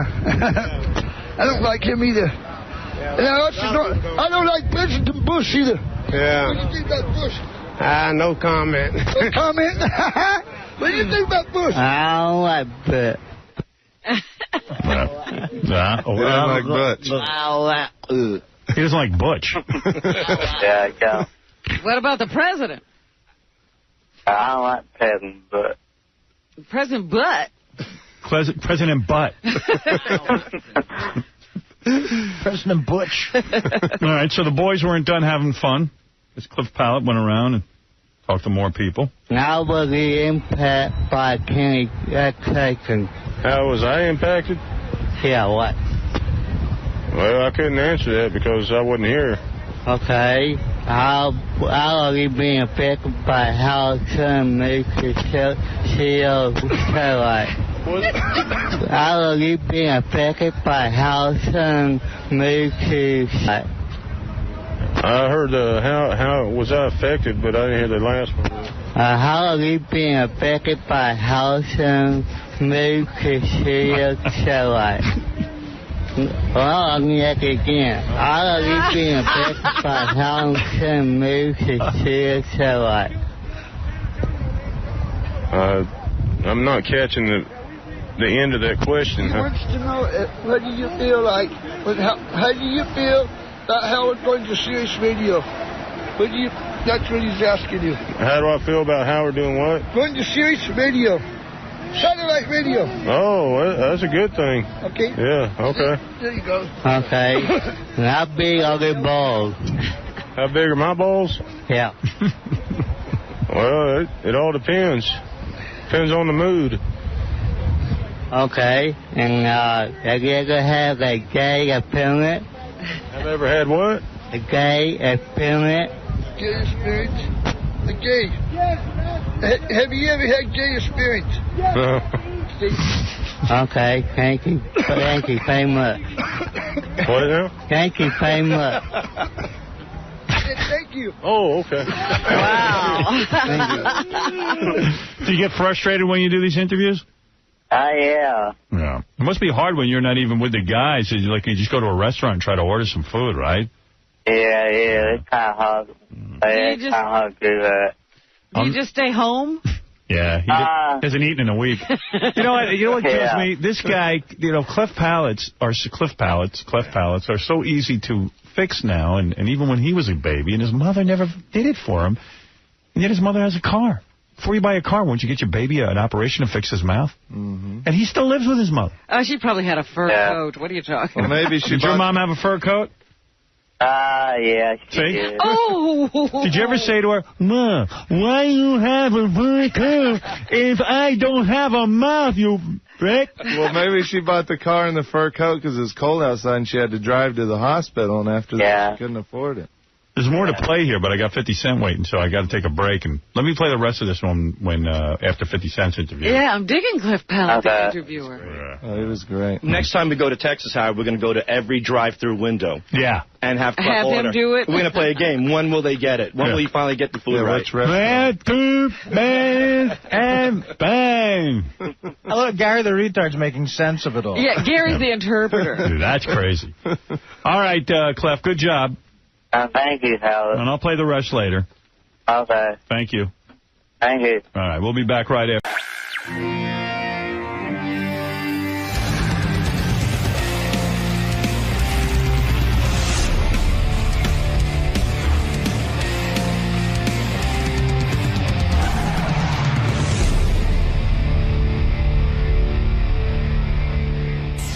I'll talk to Johnny Fratto while I'm waiting for you real quick. Hey, Johnny, I don't have much time, but what is this? You're representing medicated... I just wanted to touch base with you and tell you that Medicated Pete did a great job on that movie, Dead on Arrival. Now, do you when did you start representing Medicated Pete? Well, I actually don't represent Medicated Pete, but somebody called and, you know, they were looking for... Eric, and, you know, it was one of those things that Eric didn't want to do. Oh, you're kidding me. Wow. So again, a job that went to someone else. That called, and so, you know, they already had Medicated Pete in mind anyway. So I figured, why not, you know. What was the role again? Well, the role was a good role. It was a part of a guy that, it's a remake of the old movie Dead on Arrival. So the Medicated Pete got love scenes with a hot girl and everything. It's pretty wild. And what was Eric's objection to the movie?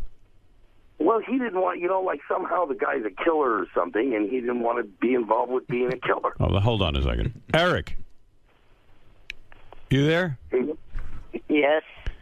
Uh-oh. I didn't know you. I had no idea you were offered the role. Shut up.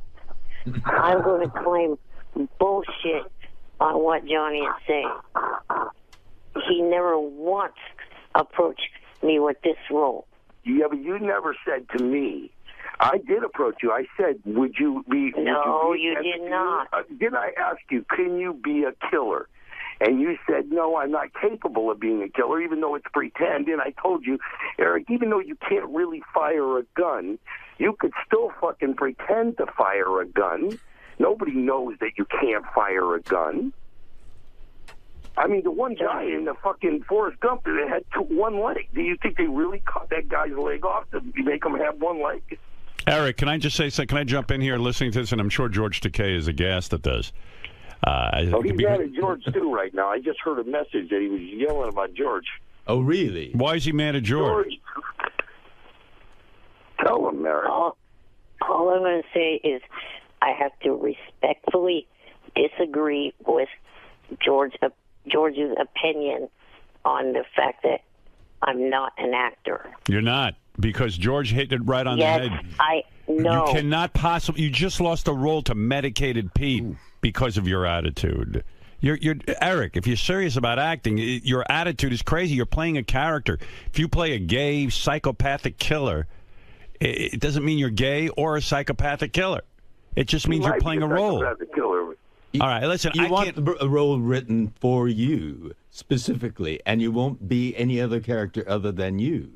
That's not acting. I have my name in credits of TV shows. They don't fucking do that for extras. I have had my name on the back of DVD cases. They don't fucking do that. Yeah, because I get you these roles that are extras. tailor-made for you. Medicated Pete just took a great... I am a fucking actor. Eric. For 10 damn years.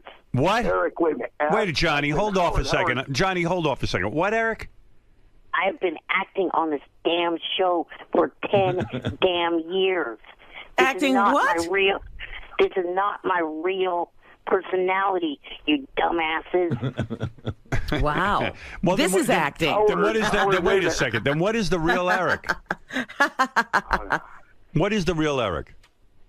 a nice, easy to get, a nice, easy to get along with person. Oh. Then prove it. Reveal the real Eric. I I've want yet to see meet him. that. Yeah, me too. Yeah, we'd love to meet him. Eric's a shit cock. I do myself.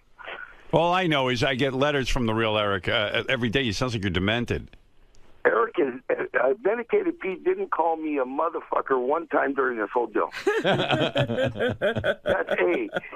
And So, B, Howard, you did get Eric another job because Eric got a job on a TV show on FX called Legit that came from you.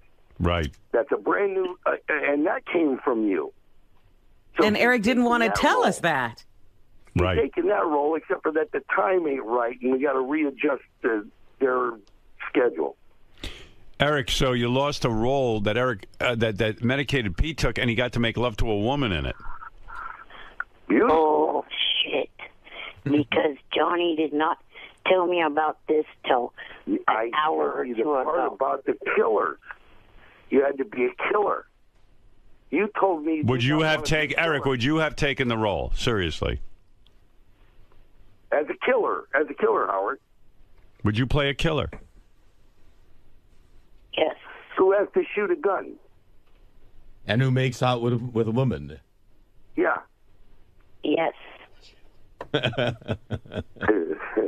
No, he says he would have, but all right. Listen, guys, I can't go over this again. I mean, Eric.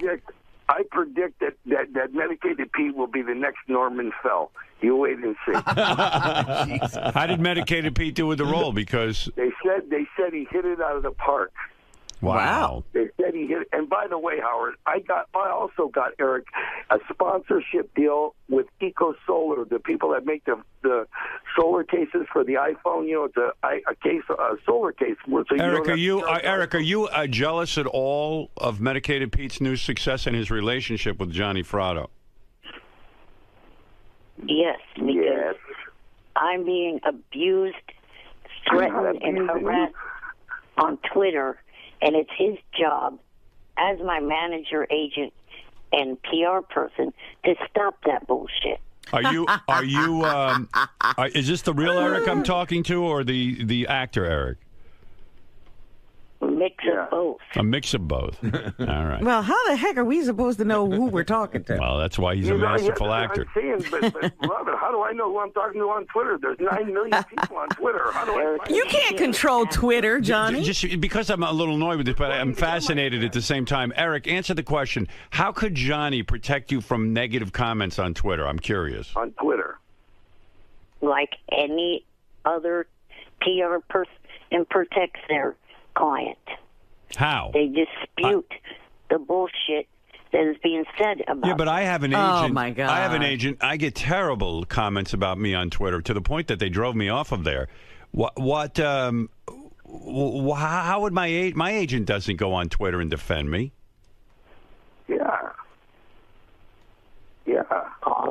And Howard, he got a big sponsorship. He got a great sponsorship deal with the company. No, I heard that. I heard it already, Johnny. I'm just trying to get to... All right. Look, guys, I got to go. Congratulations to Medicated Pete and his acting role. Eric, sorry to hear you missed out on a role. You got to loosen up.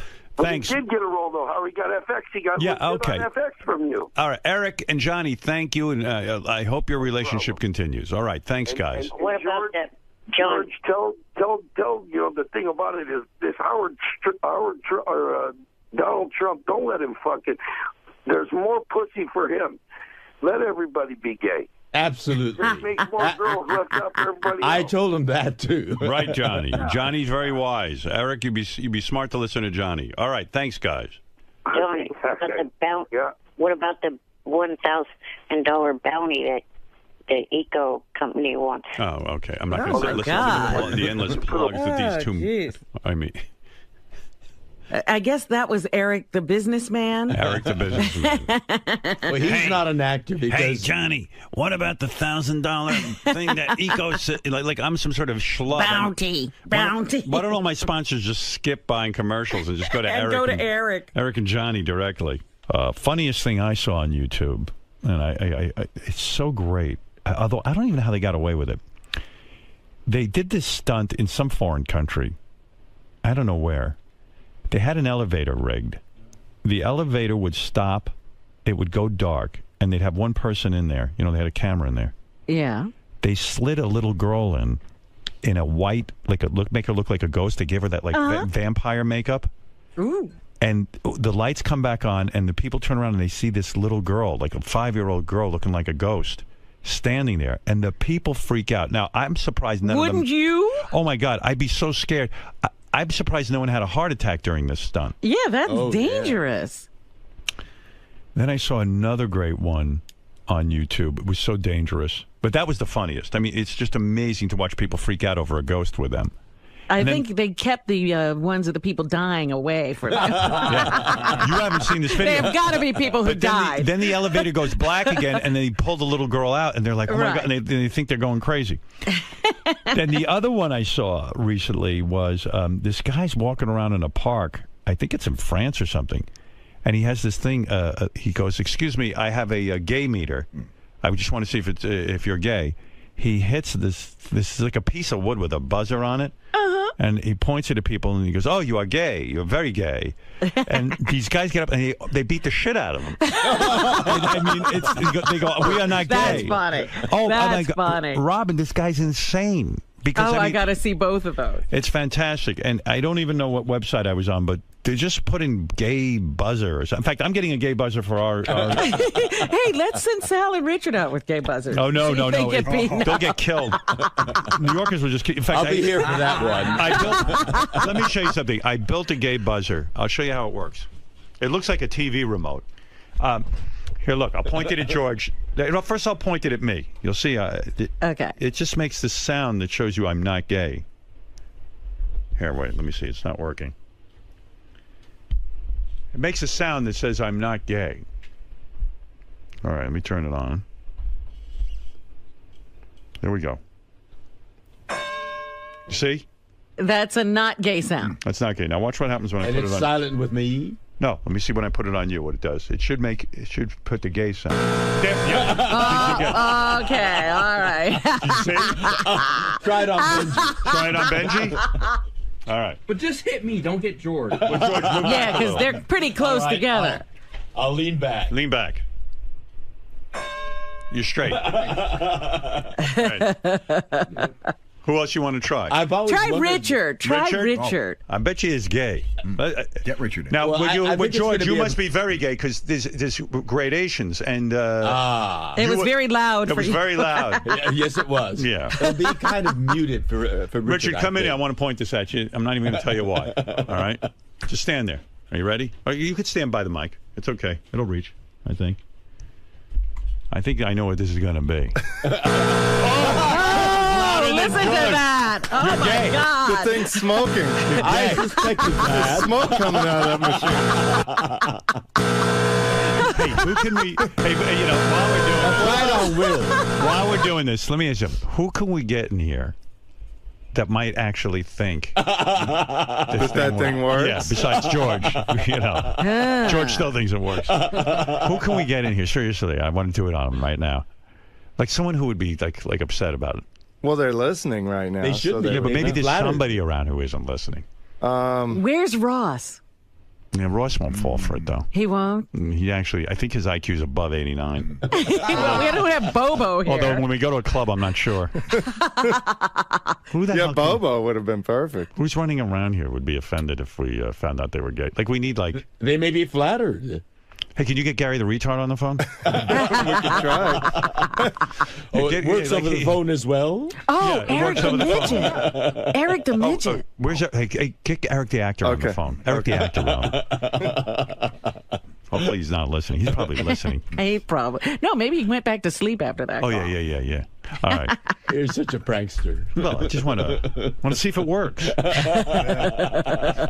It worked on you. You're gay. Oh, yes. Well, there's nothing bi about that. There's no question. Hey, Rob, let me point it at you for a second. Let me see what happens. Oh, okay. Thank you. You're straight. Verification, finally. A lot of people think you're gay. You're not. Hey, Eric the Actor, real quick. I've got this device here that tells you whether you're gay or not. Okay? All right. All right. Let me point it at George, for example, and show you what happens. Okay. That means you're gay. Now, pointing at you so that we know that it does... That it works? All right. Different things, yeah. Okay, this isn't me. Hold on. That means I'm not gay. Got it? Eric. Yes? I'm pointing it at the phone. I just want to know. Are you or not? This will tell us once and for all. Here we go. Whoa. Whoa, wait, let me test that again. That does, because he's heterosexual, I thought. Go ahead. That means you're gay. Yep. Eric, do you have something to tell us? I woke up for this bullshit.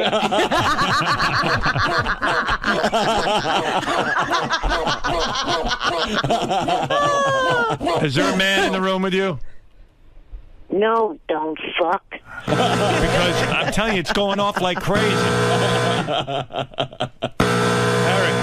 this thing is going off. Look at it, it's stuck. All right. Stop it for a second here. I'll turn it off. That's what I'm just trying to figure. I said, who's the most heterosexual guy I can call? I thought it was you, and then this is saying you're gay. And it's not wrong. It seems to work. Let me test it again. George, I'm pointing it at you. Yes. There it goes. All right. Pointed at Benji. Pointed at Fred. Pointed at me. All right. Pointed now pointed at Eric. With Eric. Do you want to say something? Indisputable. Do you want to say something about this? I am not. What? I am not gay. All right. So you're saying this isn't accurate?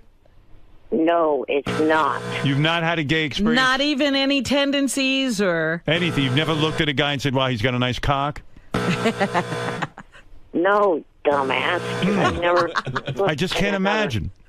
Wait. So let me point it at Gary. Let me make sure this thing's working right. I can't figure this out. Gary, I'll point it at you. It says Gary's gay. Wow. Shut the fuck up. That was a weird one, too. Yeah, Gary's married with children. I think he's turning into Eric the actor. You said midget. We all slip sometimes. Eric, let me test it again. Hold on. I'll point it at the phone. I don't know, Eric. What do you make of this? You sure you're not into guys? I am 100% sure. Here, I'm pointing it at Sal. Says he's straight. Fred, let me point it at you again. All right. Yeah, he's in this other guy's balls, and he's straight. It says it says he's straight. I'll point it at Jason. Let me point it at George. All right. It seems to work. Eric, let me do it one more time to the phone.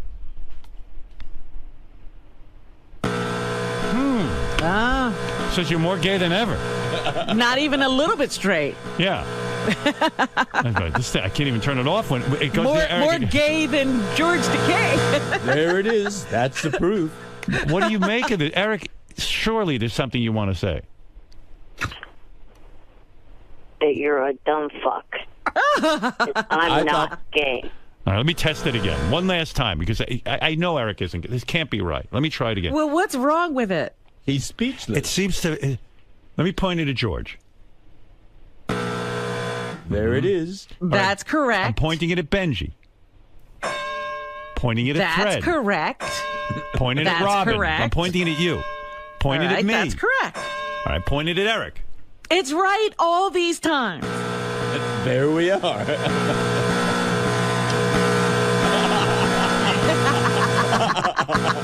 Come on, Eric. Eric, what is this?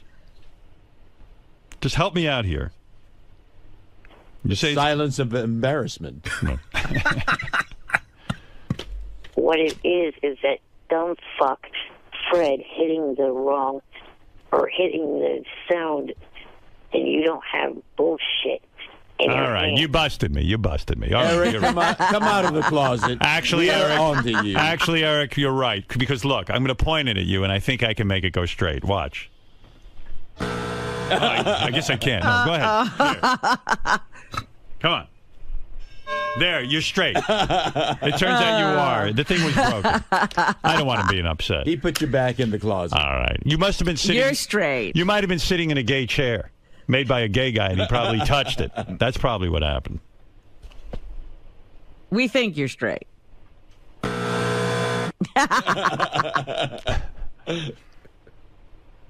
I know I am.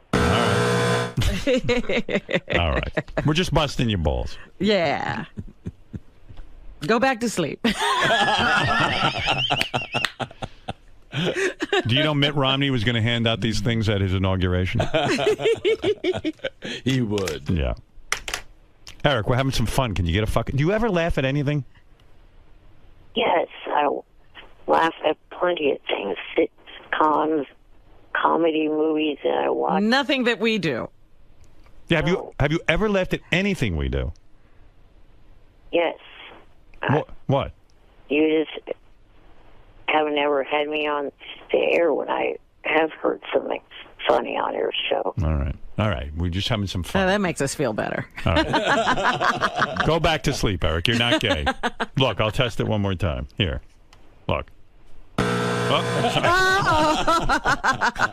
come on, make him feel better. Here you go. Here you go. There you go. You're straight. All right? Yes. All right. Feel better. Sweet dreams about girls. All right. Goodbye, Eric. Bye. Bye for now. There he is, Eric. Robin, it's time for news. A new study out of Australia suggests that women are fairly accurate in telling whether an unfamiliar man is faithful just by looking at his face. I have a thing. If I pointed at you, I can tell if you're faithful. For example, I'll point it at George. Let's see if he's faithful. Here we go. Hold on a second. I lost that page. No. Oh, please. Don't ruin the illusion. Radio is an illusion. Theater of the mind. I see if I pointed at George to see if he's faithful. And what's the sound? It's not working, huh?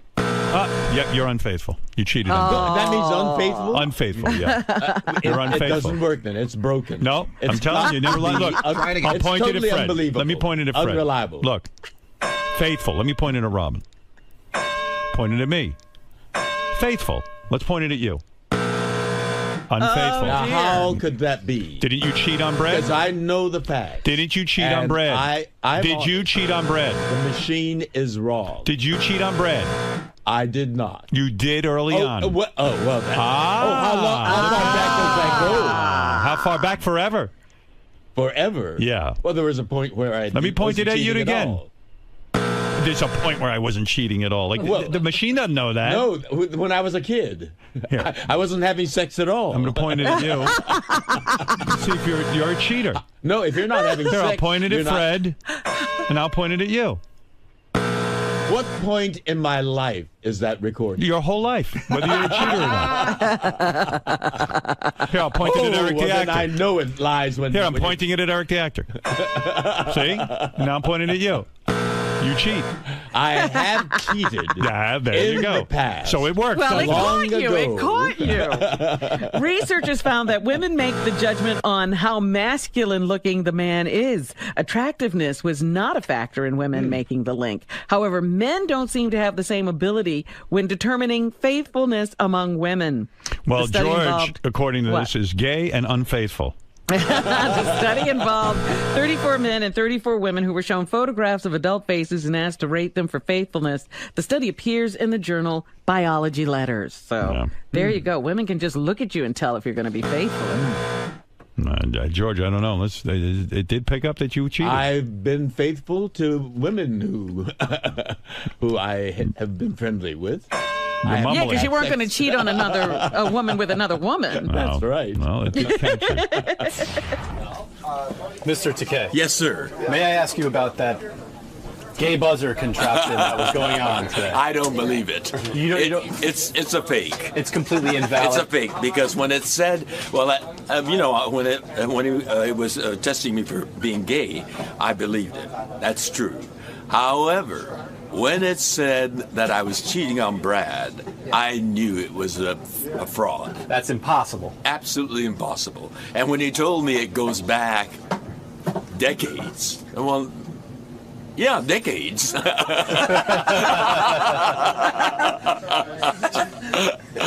then I knew that was maybe true. But then if you go even further back, you know, when you're a kid, you're not having sex at all. So I was faithful.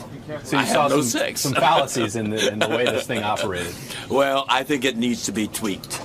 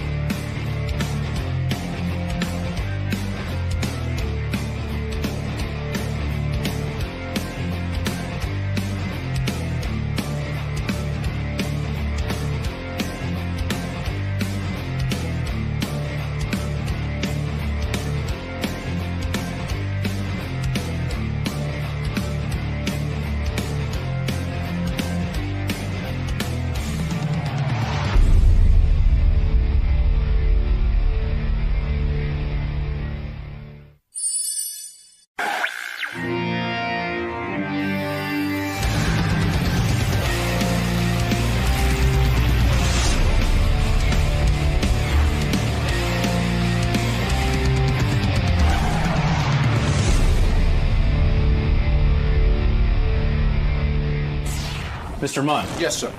This is a source of sexiness and controversy. Mr. Ken Jennings. What is your mustache? What do you mean, what is it? Oh, I was doing it like Jeopardy. I gave the answer, and then you have to give the question. What is my mustache? No, the answer was... What is your mustache? This is a source of great controversy and sexiness. Shut the fuck up. What is your mustache? We're going to bring in Ken Jennings. I don't like you. Jeopardy champion. I don't like you. I like your mustache. I don't like you. Ken Jennings. Good morning, sir. Hey. Welcome. Thanks for having me. Good to have you here. Right this way. So, obviously, I've watched you many, many nights in a row on Jeopardy, dominating the competition. But today, you face the great Fred Norris. Whole different ball game. Different ball game. Are you aware of who he is? And oh, I know the legend, the man, the legend. So how are you feeling, given all that? I'm a little intimidated. Every time I've heard the segment, I've never heard Fred lose. So I think you might be his strongest challenger yet. Pretty tough road to hoe, though. Well, best of luck. I'm looking forward to a great competition. All right, listen, I'm running late, and I want to definitely get to our next guest. This is the guy who won, it's like over $2 million. It's remarkable. It's a remarkable amount of money. Look at this guy. Genius. I mean it. I watched you on Jeopardy. My father worships you. That's what everybody tells me. Yeah, the old man. My grandma loves you, man. My dad watches Jeopardy like a lunatic, you know. When you hit a certain age in this country, you have to like plan your life around Jeopardy. I don't know what it is. Everybody who plays Jeopardy always says the secret to winning Jeopardy, of course, you got to know your stuff. And it's not so much, the knowledge, but also knowing how to work the buzzer. Right? Buzzer's huge, and you watch the show at home and you see people flailing away on this thing like idiots, and you're like, what is wrong with you? But it's tough. Because Gary described to me, because he's done Celebrity Jeopardy. Right. You have 3 lights on the sides that you can see off camera, and there's a white light, a red light, or this light, and when the white light goes on, you can buzz in. So if you start buzzing in before... Yeah, you're not getting it, and even worse, you're going to get locked out for like a fraction of a second. So if coming in too early is like as bad as coming in too late, and that's what people do. They buzz too early. You won $3.1 million? Something like that. Isn't that amazing? It's crazy, right? Would you sit at home and play Jeopardy and sort of say, wow, I'm getting every one of these? Well, sure, but everybody's good on their couch, right? No, I'm not. I'm not good on my couch. I'm an idiot. I watch Jeopardy and I don't know anything that's going on. Were you of a superior intellect? Was your IQ ever measured? No, but I was good in school. I was the kind of kid that and I was raised in the '80s when Trivial Pursuit was very big. So I grew up on that kind of stuff, and I always loved I would skip. You love school those facts. Exactly. I would skip school to watch game shows. Like I was a huge nerd as a kid. You grew up in Korea. Yeah, that's weird, right? You're a white kid in Korea. My dad was a lawyer living in Seoul, Korea, so I grew up there for like 10 years. And we only had one channel, Army TV, and so it was you had no choice about what to watch. And so me and all my friends would watch Jeopardy after school because that was the only thing that was on. So, right. And you'd sit there and you'd watch it. And, Fred, who you're going to play today, he describes the same thing. When he was a kid, he was sort of isolated. He lived in the sticks. He lived here, but he was still isolated. He's isolated to this day. I'm isolated in this studio. But he describes... By the way, you must know Gangnam Style, right? Oh, yeah, absolutely. Right, because you grew up in Korea. Is Gangnam like the Beverly Hills of Korea? Yeah, it's like the really nice neighborhood. It's like, Park Avenue or whatever. Well, Fred describes the same thing. He would sit and read encyclopedias, like from the start to the end. He became consumed with information. Yeah, I think people are just born this way. I would sit inside reading, the baseball encyclopedia or Leonard Maltin's movie book, just reading it like it was a novel, which is nuts. And did people accuse you of being a quote-unquote geek or nerd because you sat and read these things? I mean, it's almost like when we're young, education or knowing things is a put-down, like you're an idiot for trying to learn something. Right, yeah, and no, I feel like I sort of avoided I didn't have some wedgie-filled childhood, Right. But to this day, I'll go on, sports talk shows, and they'll be like, so you're a nerd, right? So, they hit you with towels, right? And No. people don't understand that this whole nerd jock thing sort of ended, and... Did you stop working? But wait a minute, in Korea, weren't you bigger than everybody? Did you learn karate in Korea? They're very good with karate over there. I don't know Taekwondo or anything like that. No, It's all elbows over there and knees. That Gangnam Style guy could kick my ass. Every dog in Korea? I have eaten dog once. It's a delicacy over there, right? Yeah, there's like restaurants just for dog, and they'll have the dogs tied up out front. It's like picking, your lobster. Right? Really? No. Yeah, is that the way it works? I don't think you go to the tank and pick your dog, but they do have the dogs tied up out front, and that's going to be a poaching dog place. Wow. Did that freak you out as a kid, or is it just so normal? It's just normal. You're a kid. This is what they do. You didn't get sad when you saw the dogs and go, "Oh my God, that's such a beautiful little pet," or something. They're sort of ugly little hairless-looking dogs. I see. That's what you eat. How does it taste? Is it like chicken? No, it's really not good. Like, even if you didn't know what it was, you wouldn't be into it. Why are they so into that? I guess because they don't have a lot of food over there or something. I don't know. It's just a tradition, Like it's different cultures. Somebody decided to eat dog, and so they still eat dog. Do they Parmesan it? Or what do you do with dog? Fricassee? Right. Put some peanut butter and jelly on it. It's like a soup. I don't know why that would be the way to eat dog, but it's a soup. Do they have pets over in Korea? Oh, yeah. There's, in addition to the dog, that kind of dog you eat, there's dogs that are it's very popular right now. It's sort of a status symbol to have a dog for as a pet. As a pet. Yes. Not to eat it. Right. Unless you get carried away. Sort of like George Clooney with his pot-bellied pig, I'm not going to eat this one. Yeah, the other one, yes. This one's in the house. Yeah. It's funny. My wife is doing this TV show with animals. Real quick story. And she went to this place where they keep pigs as pets, and they love their pigs, but they still eat bacon too. Right. It's really, it's very weird, isn't it? You make an exception. My daughter's pretty much turning into a vegetarian, but she will eat bacon. That's she won't cut out bacon. So when you make $3.1 million on Jeopardy, do you quit working? A traditional job? Do you say, "Hey, I've got enough money. I don't need to work anymore"? Well, I got an offer to write a book, and that's what I'd always wanted to do. I was like an English major in school who figured, I'll never make a living at this. I better learn how to write computer programs too. So I got into computers. Right. And I sucked at it. I didn't like it. And so when somebody offered me a book, I was like, wow, maybe there is a career in this. And like 8 years later, I'm still doing it. Wow, it's unbelievable. That's wonderful. So you've been able to not have a traditional job because of Jeopardy. Yeah. And these game shows. It's really remarkable. It's weird. Why did you not win Jeopardy? There was a Tournament of Champions. You came in second. I did. Were you shocked? I mean, because you were the longest running winner, I think. I was, but there's a ton of guys who are really good. I came on right when they had changed the rule. They used to, after 5 days, they would give you a car and kick you off, right? Right, which was stupid. Right, they should have let these guys play. I know I got reinvigorated with Jeopardy when you were on, because it was like, wow, I heard about this guy who kept winning week after week. It was a brilliant You had to move. watch the streak, Yeah, right. Right, I'm sure most people were rooting against me, but, it's the same thing. People are watching. Yeah. So there are a ton of guys that are just as good, and one of these guys came back, and it was just the buzzer. He was faster than me. He was better at the buzzer. And he knew his stuff, for sure. How long was your run on Jeopardy? It's like 75 games, so it was almost 6 months of Jeopardy time. Is Trebek removed from the game, or does he sort of hang? He doesn't hang with you. It's sort of he comes on set, does the game, and then he leaves. Right. He's not allowed to, because of all the scandals in the 50s. It's like still a felony in this country to rig a game show. So you're not allowed to hang out with anybody who knows the answers, and that includes Trebek. I see even on America's Got Talent, which isn't a game show. I'm not.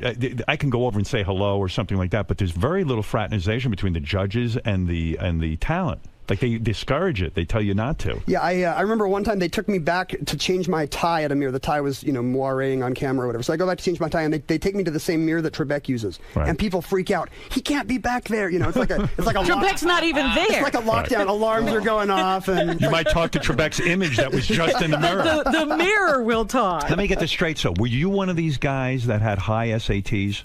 Yeah, I was always the kid who could test really well, so I could get away with studying a little less. Where'd you go to college? I went to University of Washington, and then I went to BYU. Oh, U of Washington is a good school. It's a decent school. Right, and then Brigham Young. Brigham Young? You did your master's? Yes. I didn't. I just have a bachelor's.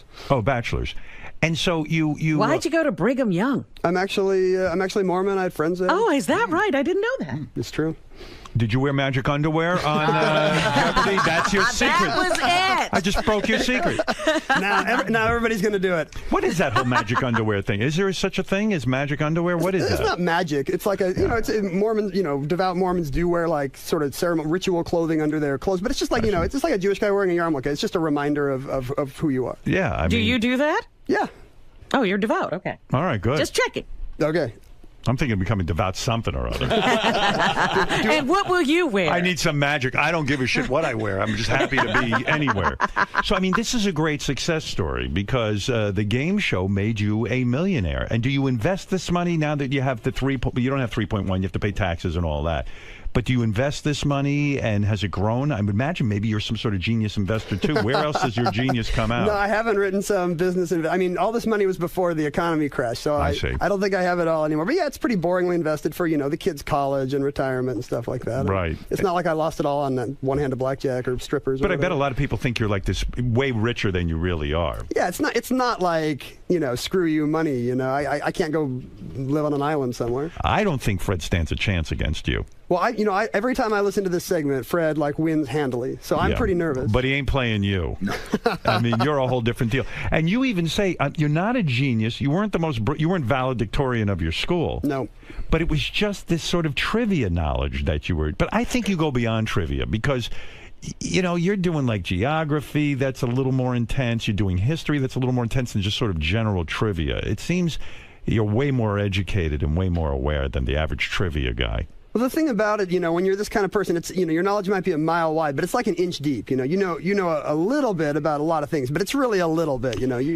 And the other thing about Jeopardy is you're only buzzing in on what you know. You're not demanded to answer questions you don't know. That's right. Is that exactly true? Because I would think in order to buzz in, you've got to sort of think you got to think so fast that you kind of think you have an idea of the answer, and sometimes you come up with the answer after you buzz in. Does that make sense to you at all? No, because the question has to be completed before you can buzz. Wait a second. Let me ask the expert, Ken. Do you think anything I'm saying? I was there. You've played it. She's good. I've seen Robin on Jeopardy. She's really good. Right. It's true that you gotta wait till the question's been read to buzz. But it's true that I have had the situation of some part of your brain knows that you know it, so you buzz, and then while Alex is staring at you, you got a few seconds to dig it out. The rap on Jeopardy is that if you're a woman, they'll put you through faster as a contestant than as a man. They want to encourage women to be on Jeopardy. Do you think there's truth to that? I absolutely do. When I got the call to be on the show like a year after I tried out, and I was playing against women, some of whom had tried out like a few weeks ago. Right. Yeah, they tried out yesterday. Because why? They feel it's important to have a balance. They want a balance. Yeah, they want a woman on each show, and I think they don't have as many trying out as they would like. Now that the tryouts are online, I bet they're getting a lot more and better women contestants. Are you able to go back on Jeopardy at all, or are you considered retired because you had your run? What are the rules? It's sort of one to a customer. I guess I could wear a disguise, handlebar mustache. Why not? Yeah, good. Do an accent. Sex change. I went on a year ago to play the IBM supercomputer, but except for special stuff like that, I'm sort of out of work as a Jeopardy guy. You got beaten by the computer. The computer kicked my ass. Well, yeah. I mean, come on. A computer's that thing is so programmed. But it's Fred is like a computer. Fred, do you think you have a chance in any of this at all? Not a snowball's chance in hell. All right. Well, let's try it. What do you say? I'm going to give it a shot. And what the hell, for $5,000? Why not? If you'll probably win the $5,000. It's not Jeopardy money. Just write him the check down. Right. Well, put Fred in the isolation booth. We'll let Ken answer the questions first. Well, for $5,000, Ken is saying, I should only have to answer one question. No, I came up with it. It's like Linda Evangelista. I don't get out of bed for less than 10,000 Trebek. I've got 7 questions. Okay. All right. I assure you Fred has not seen them because we know the rules. You can't, you can't tell. And these questions were decided upon by my staff and me. General knowledge questions. So it's different than Jeopardy when Fred's money. Right. You have to answer all the questions. Right. If you pass, fine, and then if you want, it's based on time and all of the. I don't even remember how to play it, quite frankly. It's fast and loose. You're just like Trebek. Yeah, who's keeping time and where is the time? Time is over there. Time is over there. Oh, I have to see it over there? And he's got to move. Oh, he's got to move over there. All right, go ahead. Ken, do me a favor. Ken Jennings, everyone. The book is Because I Said So. It's available now. And for a list of Ken's book signings, go to ken-jennings.com. And Ken, what is the book? I mean, it's a book of trivia? It's sort of a trivia book. I got kids now, and it sort of debunks all the things that parents tell their kids without knowing if they're true. Like, don't go swimming right after you eat, or if you swallow your gum, it'll stay in your colon for 7 years, or, Right. Which of these things are actually true? So. And you wrote it yourself? I did, yeah. Wow, well, it's my congratulations. Fourth book. Do these books sell well? They do okay. My last 2 were bestsellers. Wow, awesome. Yeah. I actually read some of the book. I liked it a lot. It's got a truth meter in it, so it says, like, how your mother always told you the crust is better than the rest of the bread? Right. That's mostly false. Oh, wow. So there's a lot of that in the book, and he's got a little... I believe that. He's got a little meter. We all believe these things. Yeah, right. There's a little meter at the end. It's either false, true, mostly false, mostly true, so it was really good. Yeah. You got a nice life, huh? Where you living now? Seattle. And you got kids? I got 2 kids, 10-year-old, 6-year-old. Marriage going all right? Yeah, just regular suburban dad, I guess. Getting laid? Your wife or good? She give up on that? No, that's how marriage works. It's still happening. It's one of the perks. Good for you. Isn't that great? And look who's here, George Takei. You get to meet him. Huge fan. Are you a Star Trek fan? Absolutely. Are you a big comic book guy, too, someone said? As a kid, I was. Yeah, I still got boxes of comics from, I would have boxes, too, but my parents threw them all out. I somehow avoided my mom throwing out my comics. I don't know how I got lucky. But... So you're a big Trekkie? Oh, yeah. If I was to ask you a trivia question about Star Trek, you'd probably get that right, too. I'd give it a shot. It's a lot of pressure. Oh, I'm sure he would know some things. Ask him a question, George. Ask him one of the questions you get asked all the time at a Star Trek convention. Let's see if Ken knows it. Okay, what's my favorite episode? Who the hell would know that? Maybe the one where you got the sword, the naked time? Right. Oh, hey, very good. He got it right. That's an easy one. That's an easy one. What's George's favorite sex act? I bet you don't know that. I do. Howard knows that. Took place in the Rambles in the 70s.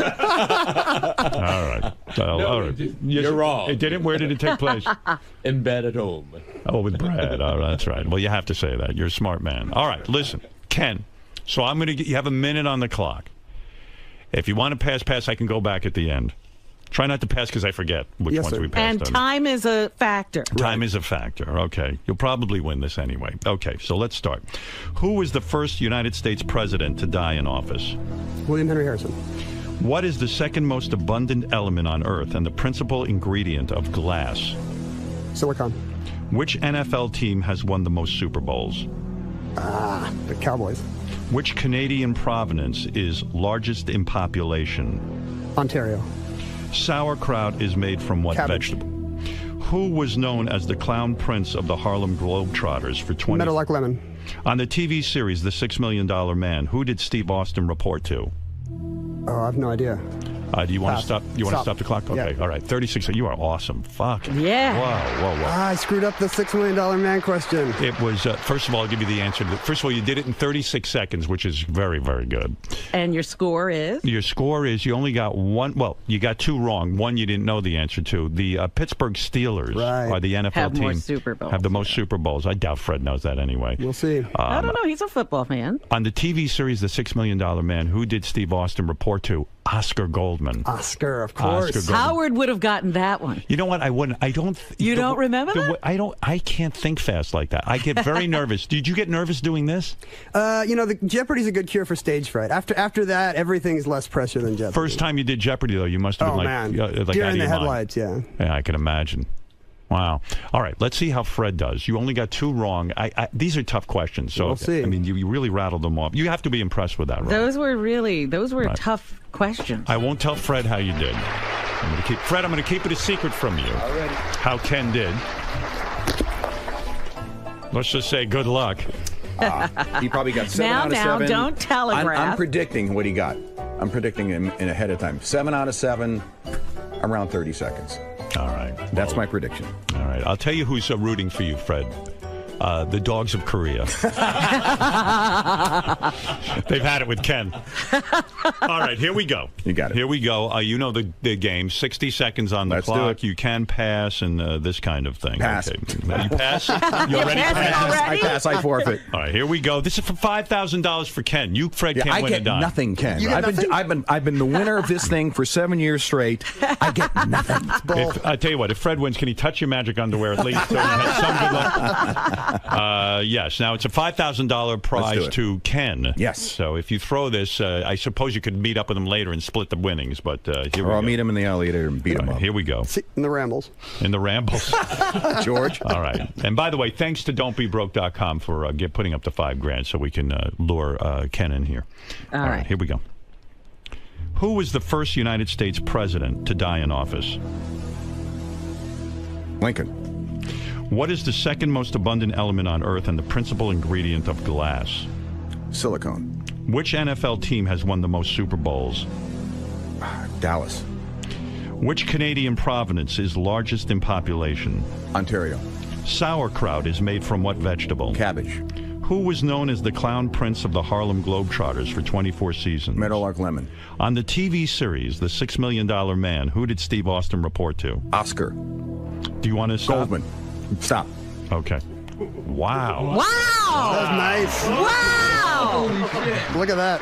Now, here's Fred, the do you know what you did? All right, I don't know what I did. Now, hold on. Okay. I don't know how the hell this gets decided. We haven't gotten this deep into the rules. You clocked in at 36 seconds, Ken. Yes. Fred clocked in at 36 seconds. Yes. You tied on time. Yes. You tied on the amount of right answers. He got 6 right. 5 right, and you got 5 right. The two you got wrong. The first United States president to die in office. It wasn't Lincoln. I know it's that. Harrison, Right. William Henry Harrison, which you got right. I blanked out. Yes. The second one that you got wrong was what is the which NFL team? I knew I got that wrong. All right, so Ken got that wrong too. It is the Pittsburgh Steelers. Right. But they got it wrong the same way. They both said Dallas. Steelers. Yeah. Well, because America's team in the 60s was Dallas. I forgot that there was Pittsburgh. Gary, is this a tie? It is. It is a tie. Because there's no way to. It's about Ken the time. money, Jesus. Well, how about this? Fred said silicone instead of silicon. I mean, I know it's Howard Stern, but come on. Well, come on.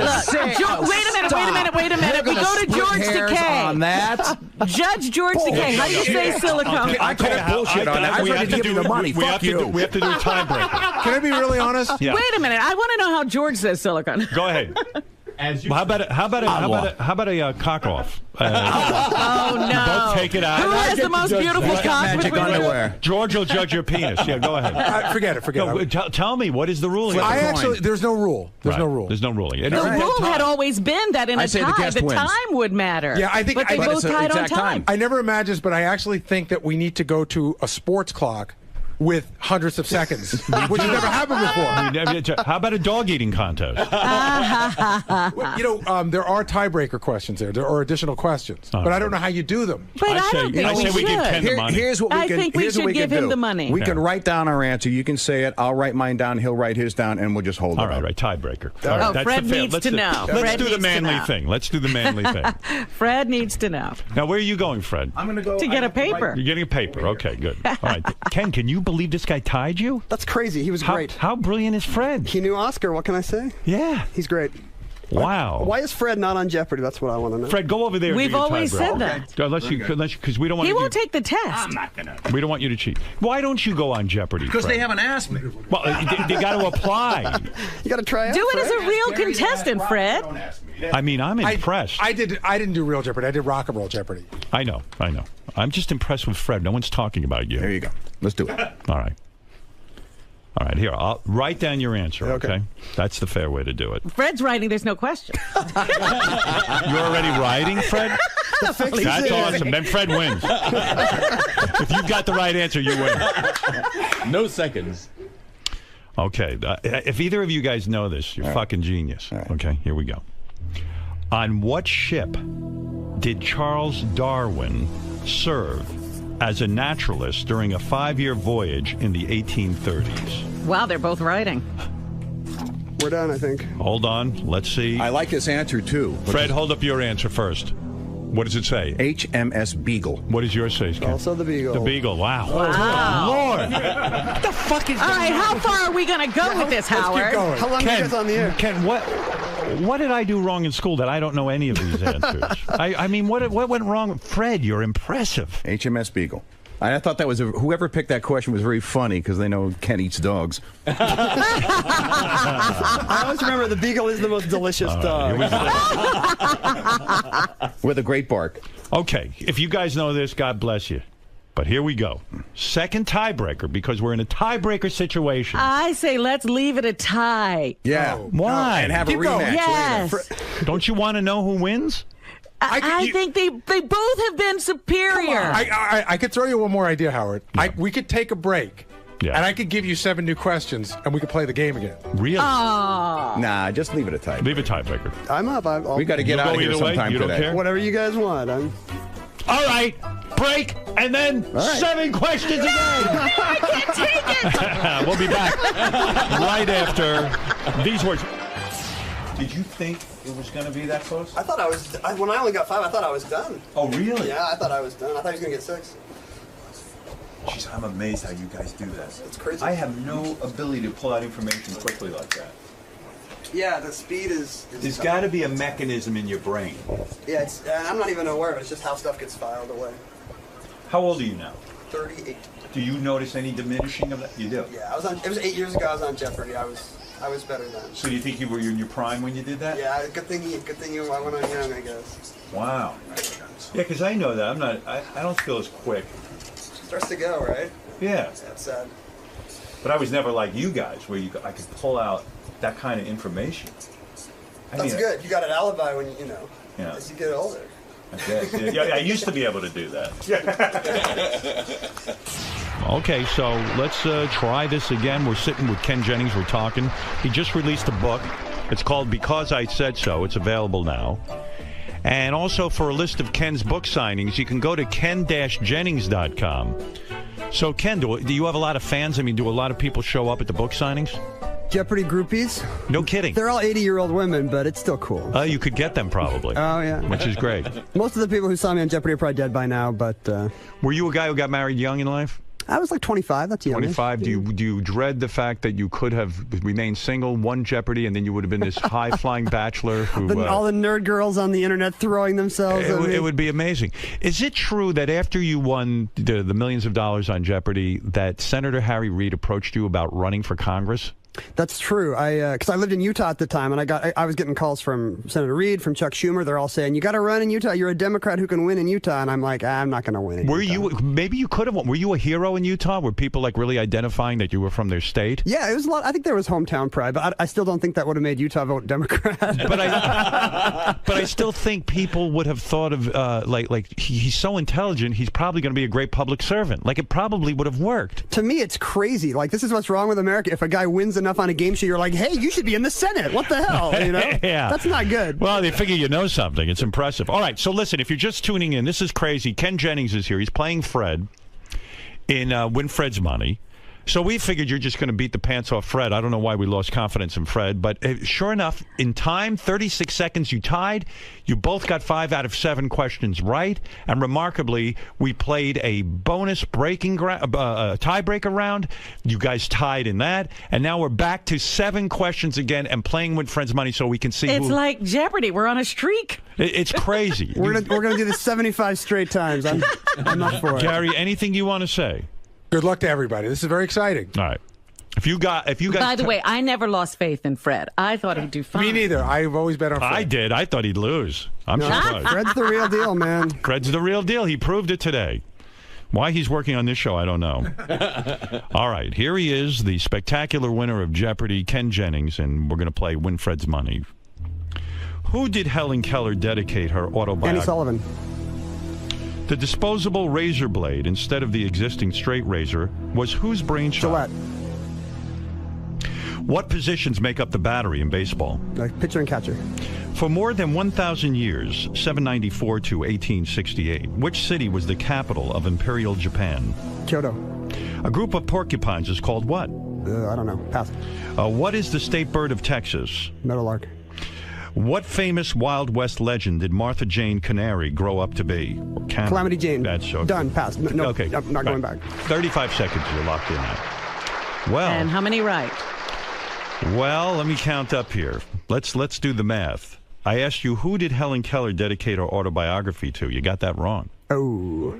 It was Alexander Graham Bell. Interesting. What did you say? Annie Sullivan. Anne Sullivan, her teacher. Not good.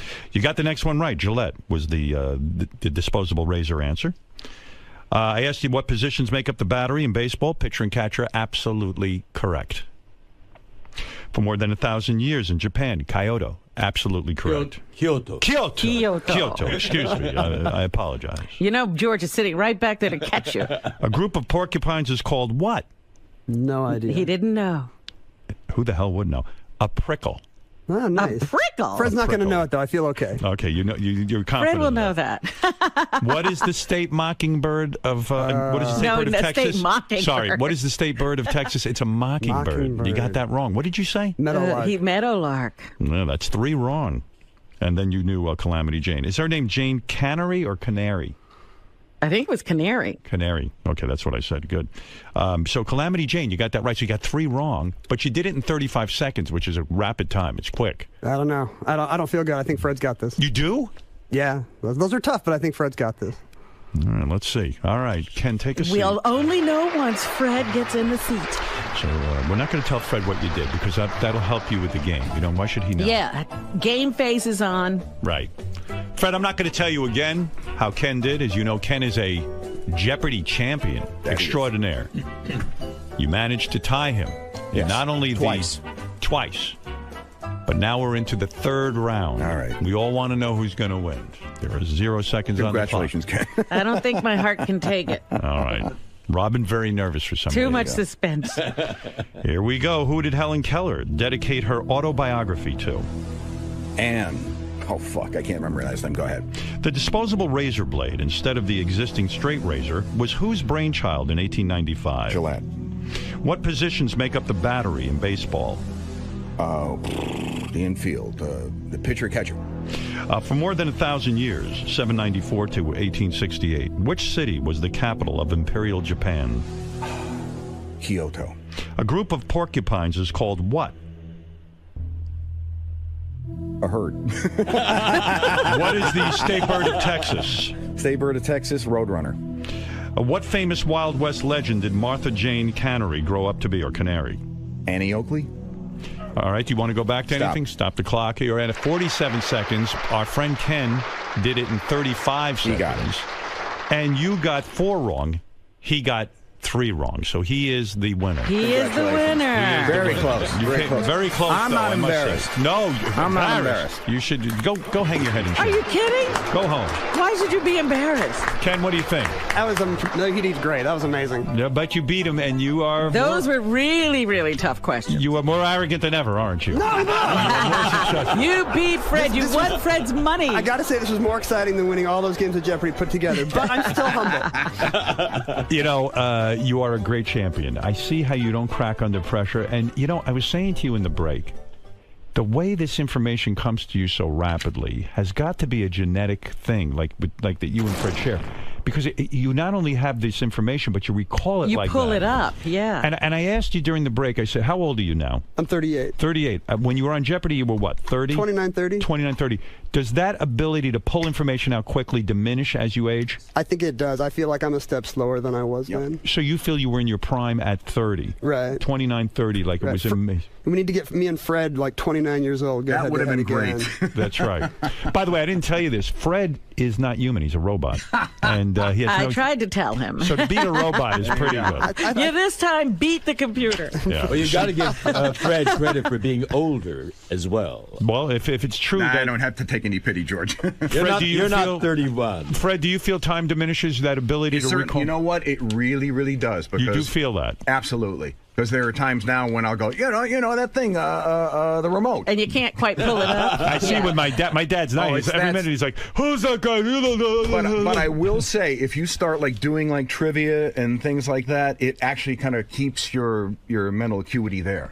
You have to exercise it. You have to exercise your brain. That's true. When I played chess, they said that actually helps you, retain memory and stuff. You a chess player at all? I'm not, but I do crosswords. They say they did the thing with the nuns and they played crosswords. They didn't get Alzheimer's. Yeah, so. they say that. Right. Can you do the New York Times crossword puzzle? Get them all right? Oh yeah, like Friday, Saturday. I'm pretty good crossword. It's not that hard. Yeah, it takes me half an hour for a hard one. So. I can get like maybe one answer. and only if they use me as a clue. All right, listen, Ken Jennings. Does Fred want to know the questions he missed? He can do that on his own time. Do you want to know, Fred? Sure, why not? All right, let me get him out of the garbage here. I was so disgusted it means with nothing you. to your Ken probably Fred. knows the answer. I threw them right out, to tell you the truth. Okay, let's see. Fred got the autobiography of Helen Keller. You both got that wrong. Do you know what it was? Alexander Graham Bell wrote the. She dedicated the autobiography. I would have thought she dedicated it to the lady that showed her how to. Anne Sullivan is what you were looking for. You both gave the same answer, but you both had it wrong. Right. Gillette, you both got that right. Pitcher and catcher and the battery in baseball, I would have had no idea of that. You both got that right. Kyoto. Nice. Correct. You both got that right.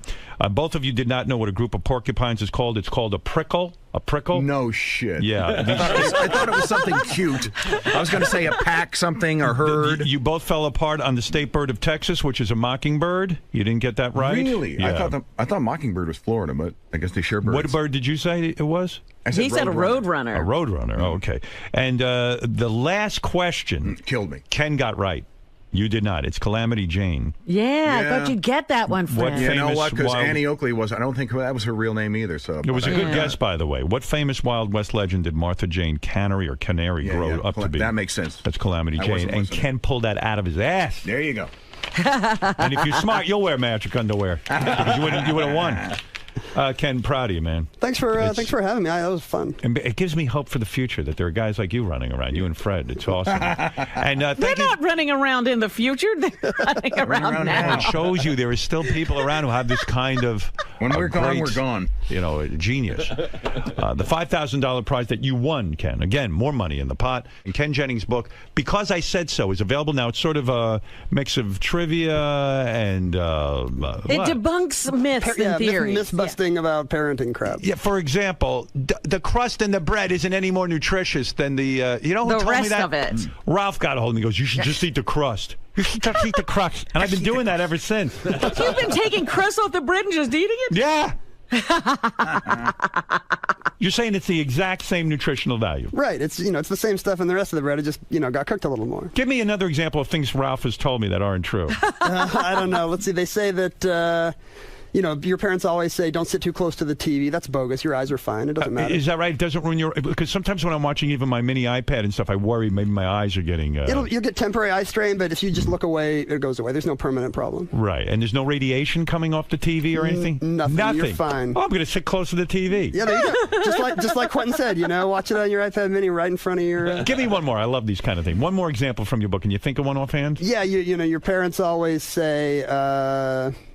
what do your parents always say? Oh, you got to drink 8 glasses of water a day, and that's bull. It's that's actually too much. It's dangerous. If you get too much water, it'll mess with your brain. And isn't it hard work on your kidneys too? I imagine all that water passing through. Yeah, you should just drink when you're thirsty, not like there's not some certain number of glasses you got to have. Didn't that get started with like Weight Watchers? Because they used to say if you want to lose weight, drink a lot of water. It'll fill you up. Maybe that was where it all started. I think so. All right. And all this nonsense that people say black people have an extra bone in their ankle. That's ridiculous, right? Your parents said that to you? Not in private. Yes. Howard, the blacks have an extra bone. What? All nonsense. You debunk it all. That's right. All right, good. Ken Jennings, we look forward to reading your book. And for a list of Ken's book signings, a lot of people show up, 80-year-old women sometimes, and want to have sex with you. Throwing panties? Really? It's like a Tom Jones concert in Barnes & Noble. It's awesome. Go to ken-jennings.com for more information. Great meeting you, man. Thanks Way for to having go. me. It's a pleasure. That was fun. A lot of fun. Robin was way too nervous. She wet her pants during this? She got so nervous. It's very awkward. That happens on Jeopardy all the time. Don't feel bad. Last time that happened to her was during a Rolling Stones concert. And you're like the Mick Jagger of Jeopardy. Good for you, Robin. That shows you're not jaded. I like that. Let's just say that what? We'll be back right after these words with Robin's news and, of course, the great George Takei right after all of this. Can describe Fred Norris as a competitor, because you've been through the gamut on Jeopardy. Tough competitor, man. Like, it's really nerve-wracking watching somebody else play after you, because you got no control anymore, At least on Jeopardy, you're all playing at once. But here, it's like, Fred could kill me here and I could do nothing. You're just watching that clock and you're waiting. Just praying. Right, exactly. What's it like going from a situation where you're dealing with a host, more of a straight-laced host like Alex Trebek, to an interview with a game show mixed into it with Howard Stern? What's this experience been like for you? I feel like Howard and Trebek have a lot in common. Like, if Trebek retires, I think if Howard wants the job, it's his. All right, man. Thanks a lot. Congratulations. Sure.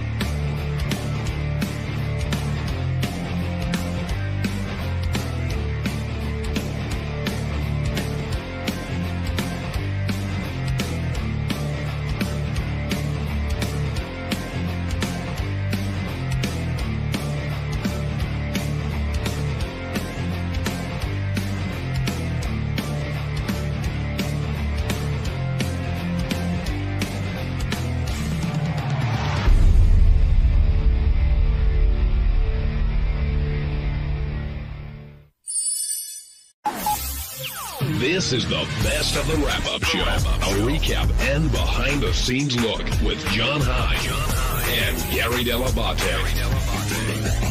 The best of the wrap-up show begins now.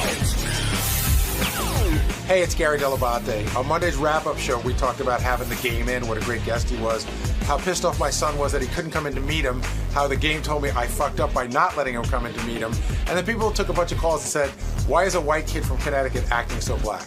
All on the wrap-up show.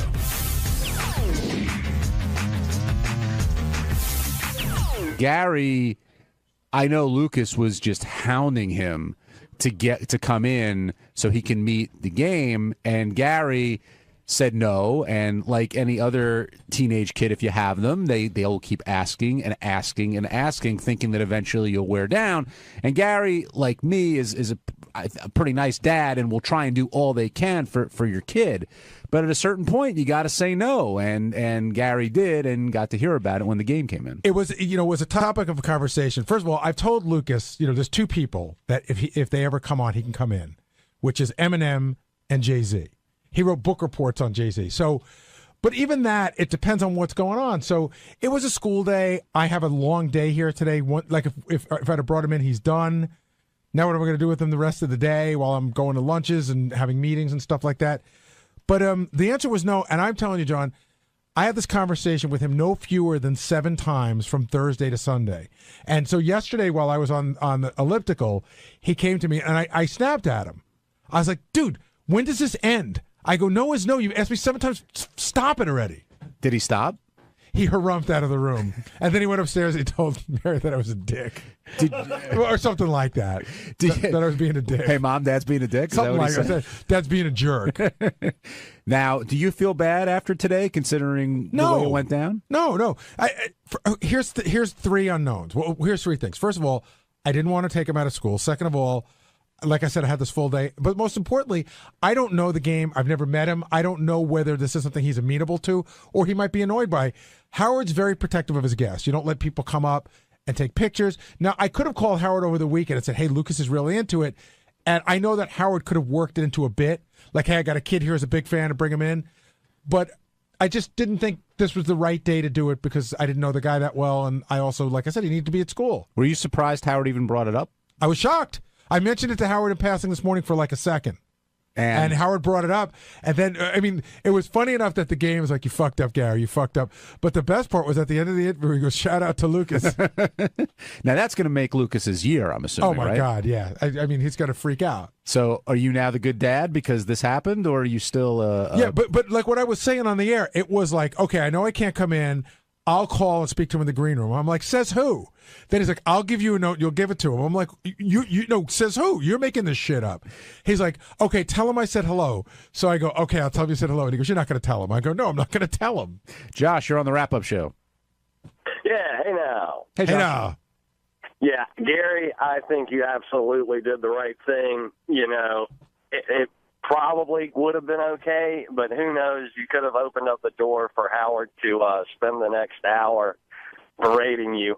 You know what I mean? Well, I would have never brought my son in without talking to Howard about it, and I would have said, I mean, it's happened in the past. I think one of my favorite ones ever was Scott's son, who's, what is he, like 30 years old now? He was a big fan of the Mutant Ninja Turtles. Do you remember this one, John? Yes, but you should tell it was Corey Feldman was on, and he said, oh, it would be great if one of the Ninja Turtles would call my son. So they call Scott's son, and one of the Ninja Turtles go like, have you ever seen your dad naked? But we've had times where people have brought their kids in, if you ask, because Howard has a great way of working it into the bit. It's funny that a 15-year-old white kid from the suburbs is a huge fan of this stuff. But you feel awkward asking, and you should feel awkward asking. I mean, they're here to talk to Howard, not to talk to you or your kid. Right. So it's a weird sort of circumstance, but the game I thought was a really good guess. Holy crap. I mean, I looked at the notes on him, and we got pitched him, and I said to Will, I don't know much about this guy. So Will comes back to me, and he goes, just on these preliminary notes, you know, we got to have him on. So Will's full notes were, you know, murders and drugs and gangs and everything. But when he talked about what it's like to get shot, I knew he had Howard. Yeah. Howard loves that stuff. Well, he was a fantastic guest. He was very honest. He was very blunt about a bunch of different things. But not just the game, but when rappers come in, they have this level of respect for Howard that you can sense. I was talking to the woman from the record company. You know, Howard has... The reason why I think rappers love Howard, and most rappers do, is because Howard's seen as an outlaw. And I think they see themselves sometimes as outlaws, you know, working outside of the confines of the music business. And Howard's the ultimate outlaw. Howard's been doing it for 30 years, was doing it when they were kids, telling the FCC to go fuck themselves. You know, that's their perception of Howard. And the game, no matter what Howard threw at him, he had an answer for it. Whether it was his upbringing, dealing with jail, getting shot, dealing with confrontation. And Robin brought up the point, it seems like you still deal with it the way you did when you were growing up. And he's like, yeah, it works for me. And right. And at a certain point, I thought he got a little pissed off at Robin. Did you sense that? A tiny bit. I also like the whole thing about, hey, are you going to see somebody? Going to see a shrink? It's like, yeah, I did that when I was like 12. Dan in Cincinnati, you're on the wrap-up show. Gary, you should be ashamed of yourself for raising a wigger. Did he wear his baseball cap sideways and his pants halfway down his ass? No, he doesn't do that. But he gets in the car and he says, can I plug my iPod in? And I'm like, okay, I'm going to try to be the good dad. Some days I can't take it. He plugs it in, or he puts on Shade 45 or Hip Hop Nation or any of those stations. And it's like, even my brother was joking around when his son went through it. It's like, how many N-words, fuck yous, and blow me's does this song have? Yes, Steve Brandano. Yes, as a former wigger myself, Gary, it's very hard to raise a white kid in the suburbs and not have him go that route. But what is that? Like my older son, he buzzed right by that. I don't know, but me and all my friends, for us, it was like Dr. Dre and Snoop Dogg, and we loved it and thought we were black and talking about NWA and all that stuff, and I don't know, it's just something that you go through. I know, and it really is. Like, I try to be the cool dad in the sense, like, I'm not big on language in the sense of I don't want him to use bad language, but I'm not one of those people like, oh, you heard the F word, that's it, it's all over for him. So, we get in the car and it really is like, fuck you, nigga, blah, blah, blah, blah. And I'm like, God, It's got a good beat, though. On the other hand, he's turned me on to some good music that I would not usually listen to. Who else around here do you think went through that stage? Well, we know Sal did. Yes, Sal may still be in that stage. Right. He was Cool the Candy Rapper, and he was the head of the Beastie Boys fan club. What was the name of it again? Like Ultimate Beast? Beastie Nation. Was it Beastie Nation? Oh, Sal, tell us. John Lieberman? Probably. Teddy. I would think Teddy would be. I swear I was not. No. Never? I told you, I liked The Chronic. That album was good, but my parents wouldn't. My father would literally hit me if I listened. I believe Will Murray. Yeah, somebody told me Will Murray. That is a shocker, right, Ted? Will gets down with some rap, and JD too. The two of them, they know their rap. Yeah, JD does. Jason, I know Jason's a big Jay-Z fan now. Anybody? You, John? No, I never went through that phase. Although I guess I like Run DMC and De La Soul and bands like that, but I never was took on the whole persona, I guess. But yeah, I want to hear what those guys have to say. Did Scott Salem ever go through a phase like that, you think? That music had not been invented when he was a kid. 888. Scott was a big fan of race music. Lewis, you're on the 78. You're on the wrap-up show. Hey, Lewis. Hey, what's going on, guys? Hey, I was just wanted to congratulate, Gary on not letting his kid, going in there with the game and all that shit. Because, I mean, I'm getting tired of all these little white kids listening to this rap music and thinking they're gangsters out here, I live in the South, and we got an epidemic of these kids, out here thinking they're black, trying to pretend they're from the hood. And it's like, dude, you live in a rich area, and then you act like an asshole out here. They're going to get shot, They're going to get shot when they meet real dudes that don't play around, and it's a good thing that Gary doesn't push that. On top of that, y'all need to stay away from that, believing that, teaching that Eminem is like the king of rap, because he's totally lame. He cries about his mom on his records. I mean, that's fucking lame. And this whole epidemic of white kids thinking that he's the best rapper is even worse too, So, and another thing, just a quick thing, as far as that Mexican singer that died, I wonder if this is going to affect Howard's thoughts on traveling, because that girl actually died traveling to host the show, The Voice, the Mexican version of The Voice, and she was actually going to film that. That's why, and they told her not to go. I think there was like bad weather, and she flew over there, and that's how she died. So I'm curious to find out if that's going to affect Howard and his whole AGT things and traveling and shit. So Lewis brings up two topics. I'm not even talking about the second topic. Yeah, the second one I don't think we're going to broach, but the first one, are you concerned that you're not raising your child right, based on what Lewis has to say here? I think I find this like any other kind of music that you're into. It's like a phase that you go through. Like I was into, rock music when I was a kid, but I went through the punk phase. That's how old I am. And so I wasn't a punk, but, you go through that stuff. And it's just like, I don't know. I don't think it's a big deal. He's into the music. He goes to school. He's not taking on some crazy lifestyle. He's not wearing colors and carrying a Glock. Will Murray, Gary found it very surprising that you're into this type of music. Tell me about it, Will. No, absolutely. I think, like you guys were saying earlier, every kid goes through it. I think my age and moving up. Yeah, one of the first albums I ever got was 2 Live Crew, Boys in the Hood, Ghetto Boys. NWA. See? Will's there. Early Ice Cube before he became an enormous pussy. Wu-Tang Clan, all those guys. I grew up with all the, those are what we all listened to. My nephew went through this phase, and I remember he lived down in Texas, and he wanted to go to the Wu-Tang Clan store, which was on Staten Island. I remember my father taking him there. My father goes, it was like in the worst neighborhood. And they went to the Wu-Tang Clan store so he could buy like Wu-Tang jackets and shirts and shit. I wonder who is into it the most, though. Would it be Sal? Lieberman? I would like to know what Lieberman, I know he rapped when he was younger, but I would love to know his influences and what got him there. Robert in Denver, you're on the wrap-up show. Hey, Gary, there's nothing wrong. You're doing nothing wrong with Lucas. He's going to be perfectly fine when he grows up. I just think people blow this out of proportion. I even hate the term wigger. I'm a black guy in Denver. I listen to rock music, am I a white guy? It's just music. The thing is, nowadays, rap is rock and roll. They're the rock stars like The Who and all them were back in the day. So the kids gravitate to what's cool, and what's cool is rap music.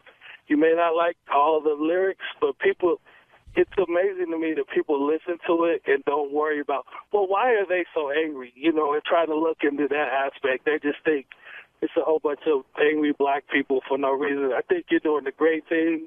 I think actually you did a great thing not bringing them to the studio.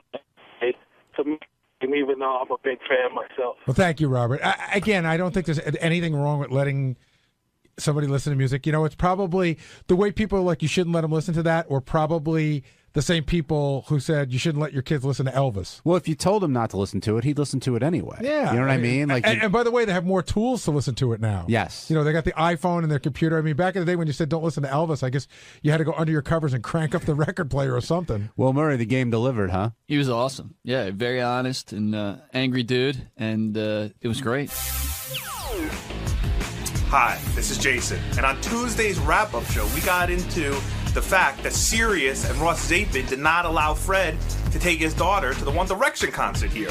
Howard was livid, said heads would roll and people would pay, and I kept the fires flaming on the wrap-up show. Check it out.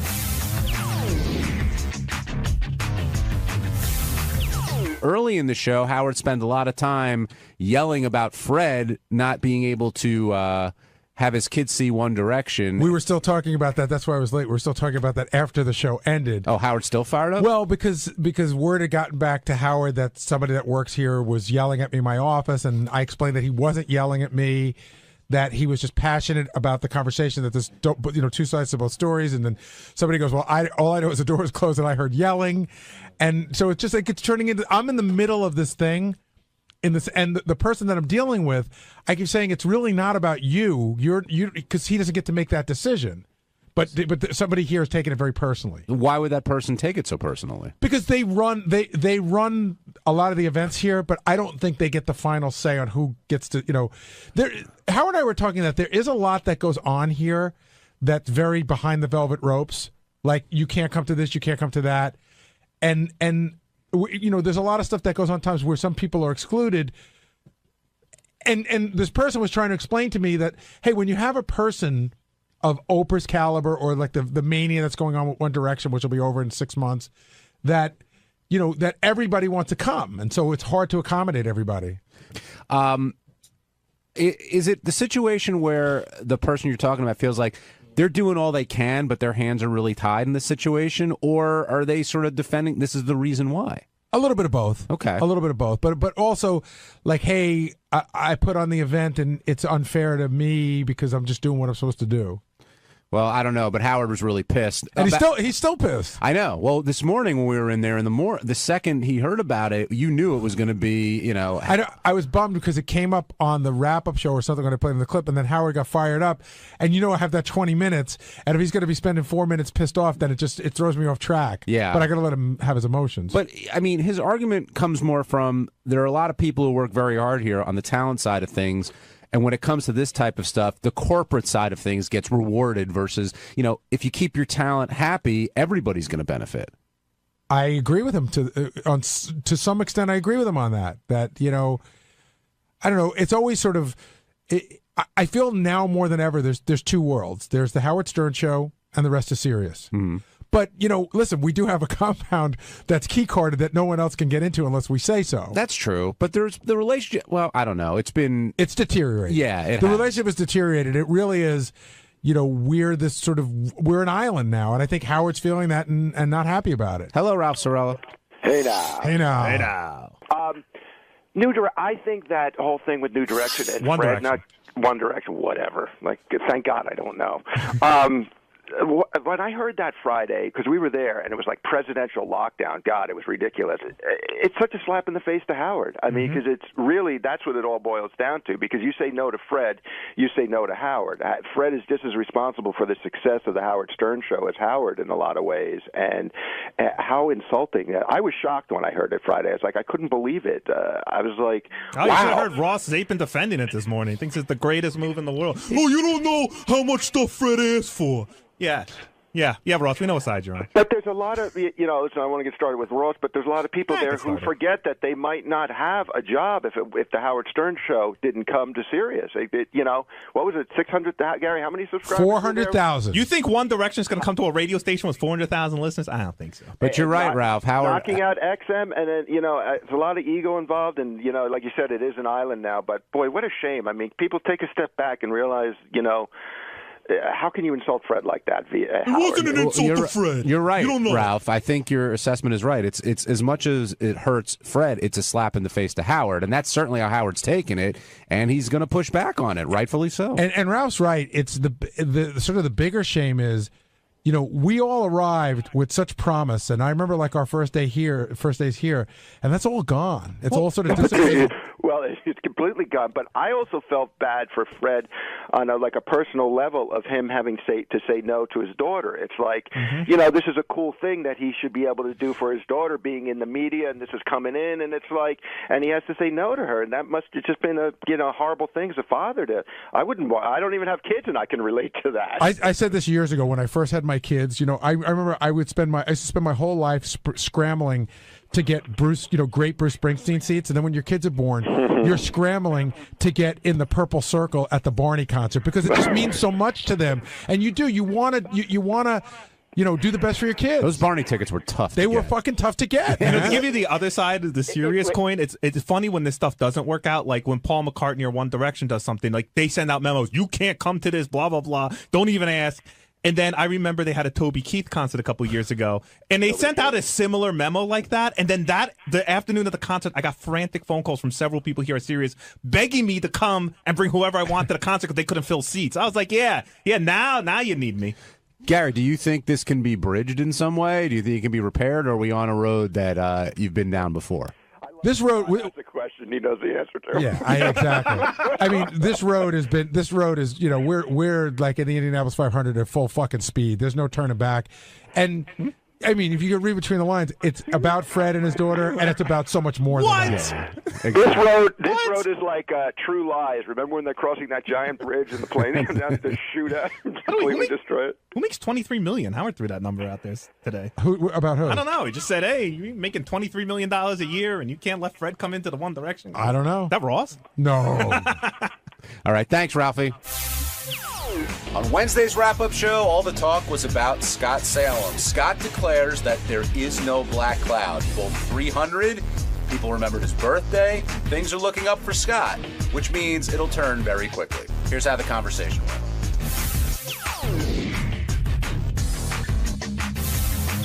Scott the engineer bowled a 300. There was a funny thing going on around here. He put it up on this website that we use internally, Moldred. And somebody made the point, let's just ignore it. And so we all sort of were. And it was going to be ignored until Lieberman went in with the news story. But it's a huge deal. Absolutely. Congratulations to Scott. And Howard offered to buy that gold ring for him. Which is how much? $1,200? $1,200. And I don't think Scott was fishing for that. He wasn't. But he didn't exactly refuse it when it was offered to him. You got to give the obligatory, no, that's too nice. Did he give the obligatory? No. He goes, Howard goes, I'm going to buy it for you. He goes, that's awesome. Thank you. Scott Salem, what do you want? I saw you run down here. Congratulations on your 300, which was being ignored by everyone, but it was actually came up today. That's all right. Now, did you not refuse the ring when Howard offered to buy it, or did you say thank you and accepted his offer? I said thank you, and I accepted his offer. So you didn't even give the no. You didn't even fake taking out the wallet. No faking. Oh my God, Howard, that's too much. No, I really appreciate it. That is awesome. That's really awesome of him to do that.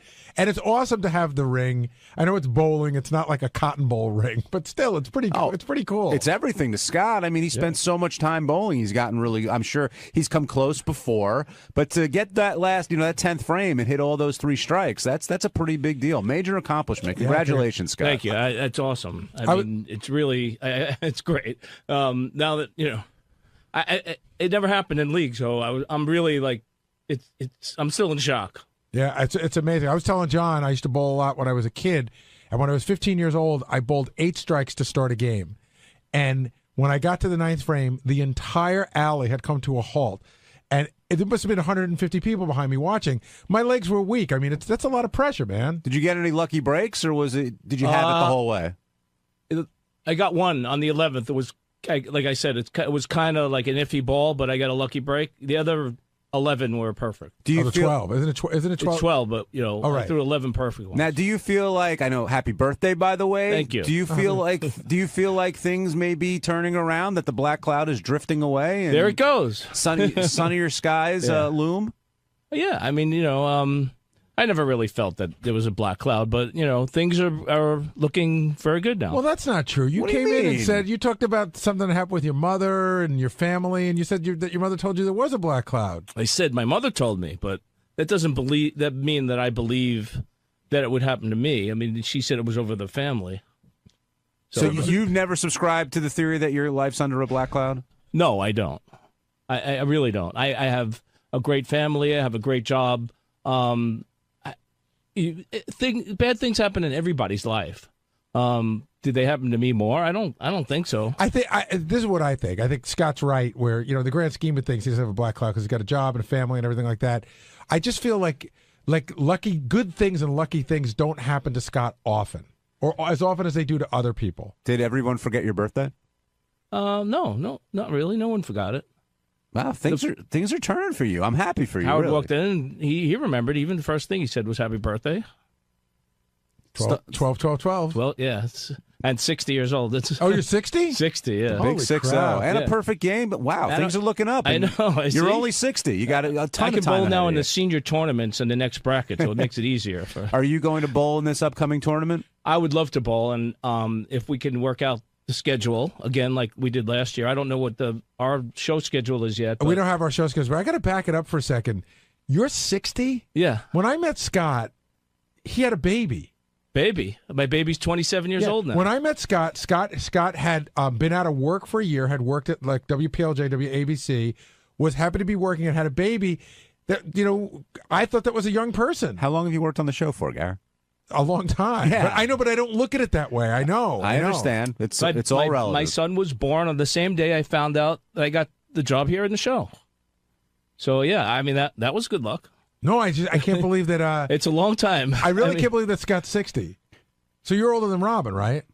No, she's. Did she just turn 60? She just turned 60 also. We were born the same year. I'm working with all these old fuckers. Ronnie, I see you over there. Early in this show, Gary and I were asking Scott, why didn't he say when Howard offered to get him the ring, he just took it? Like he didn't say, nah, it's okay. I'll, do you think? I mean, did Scott do the right thing there? I don't know. No.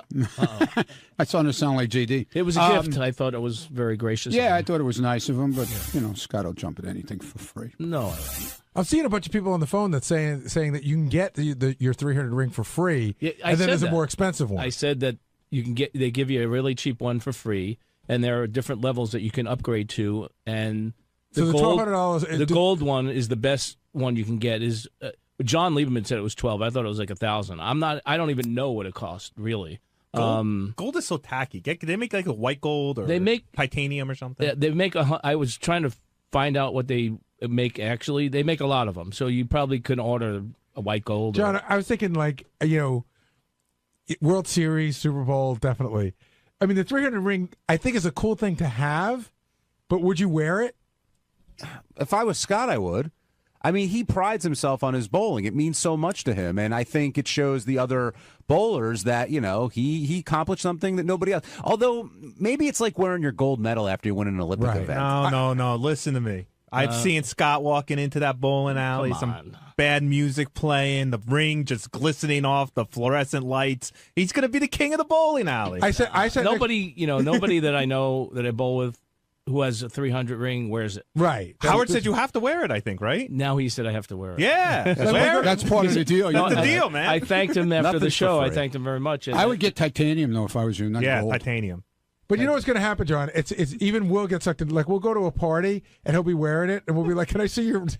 Because you just want to see it. Sure. Have you asked other people? Have you seen their ring at all, Scott? Is it big, like a Super Bowl ring? Get old.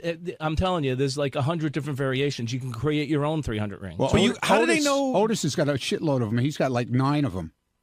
Yeah. But I've never seen him wear one once. Jason's right. How do you prove that you got the 300? Yeah, what do you have to send in your score? Could I get a 300 ring? Can I? I bowled it in a league, so it's recorded score by the league in a USBC, United States Bowling Congress sanctioned league. That's how you get it. So if I went on this website, they would not sell me a ring. They probably wouldn't sell you the ring. I disagree. I think guys, this year I said I wasn't going to get Christmas presents for everybody, but now I am. Everybody some rings. Everybody bowled the 300. Yeah, I don't believe because you have to fill out paperwork. They have to actually document the serial number of the bowling ball. What? Yeah. To make sure it was legal in bowling balls have serial numbers. Every one of them. What? When I bowled my whole life. Every one of them have a serial number. You're kidding? No, they're all 0. You can be disqualified if the wrong serial number is actually, when I reported? bowled in a PBA tournament last year, I brought one ball that didn't meet standards. They wouldn't let me use it. Wow. Even though it was made by a reputable company. Was it corked? It wasn't a registered bowling ball. Who knew? It has to, And they check? Is there anything They do check. Is there anything lower than cheating at bowling? No.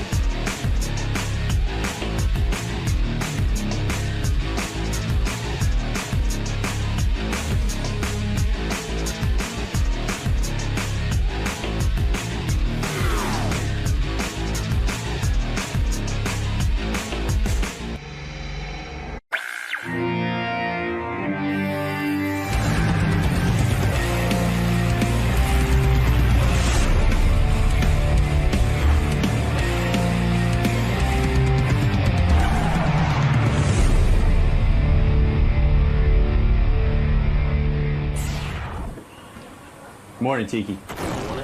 How are you today? Other than a tad bit sleepy, all's good. Are you nervous at all? No. Should I be? Well, I was going to ask you faced defensive linemen, linebackers. How tall is Howard? Stern? 6'5". That might be a tad bit intimidating. How big is he? He's pretty skinny, man. Okay, then I can take him. Good luck today, man. Thank you, I appreciate it. All right, thanks, man. All right, here comes Tiki Barber. Tiki's got a new business he's promoting. Do you know Tiki Barber? Do you know who he was? Yeah, I know. Listen, what do I know about football? But I'll talk to Tiki. He'll inform me. How you doing, Tiki? Good to see you. And he has a twin brother, I think. Tiki's got I don't know that much about football, Tiki. I'm kind of a girl, but no offense. Robin's right. I do have a twin brother. Rondé. He's still playing, too. Yeah. Yeah. You know, doing all right. Identical twin. Two good-looking guys.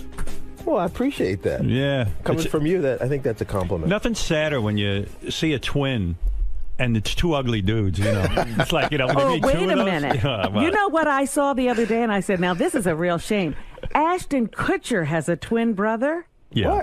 Why did I not know that? Identical he twin, must or be is he hiding fraternal? it. He's fraternal. Oh, that's and why. Ashton got the looks. Are you fraternal? No, we're identical. Identical. Yeah, we're what we call the freaks of twins, because fraternal twins happen pretty frequently, but identical twins, the zygote has to split, which is a genetic kind of defect. So if identical twins happen, something kind of went wrong, but obviously very right. Did you hate being a twin? No, I loved it. In a sense, though, it's so I can't imagine having a twin. It's hard to form your own identity, and you're both football players. It's sort of annoying if you want to sort of carve your own life. But the good thing about us being twins is that when we were young, we were very shy.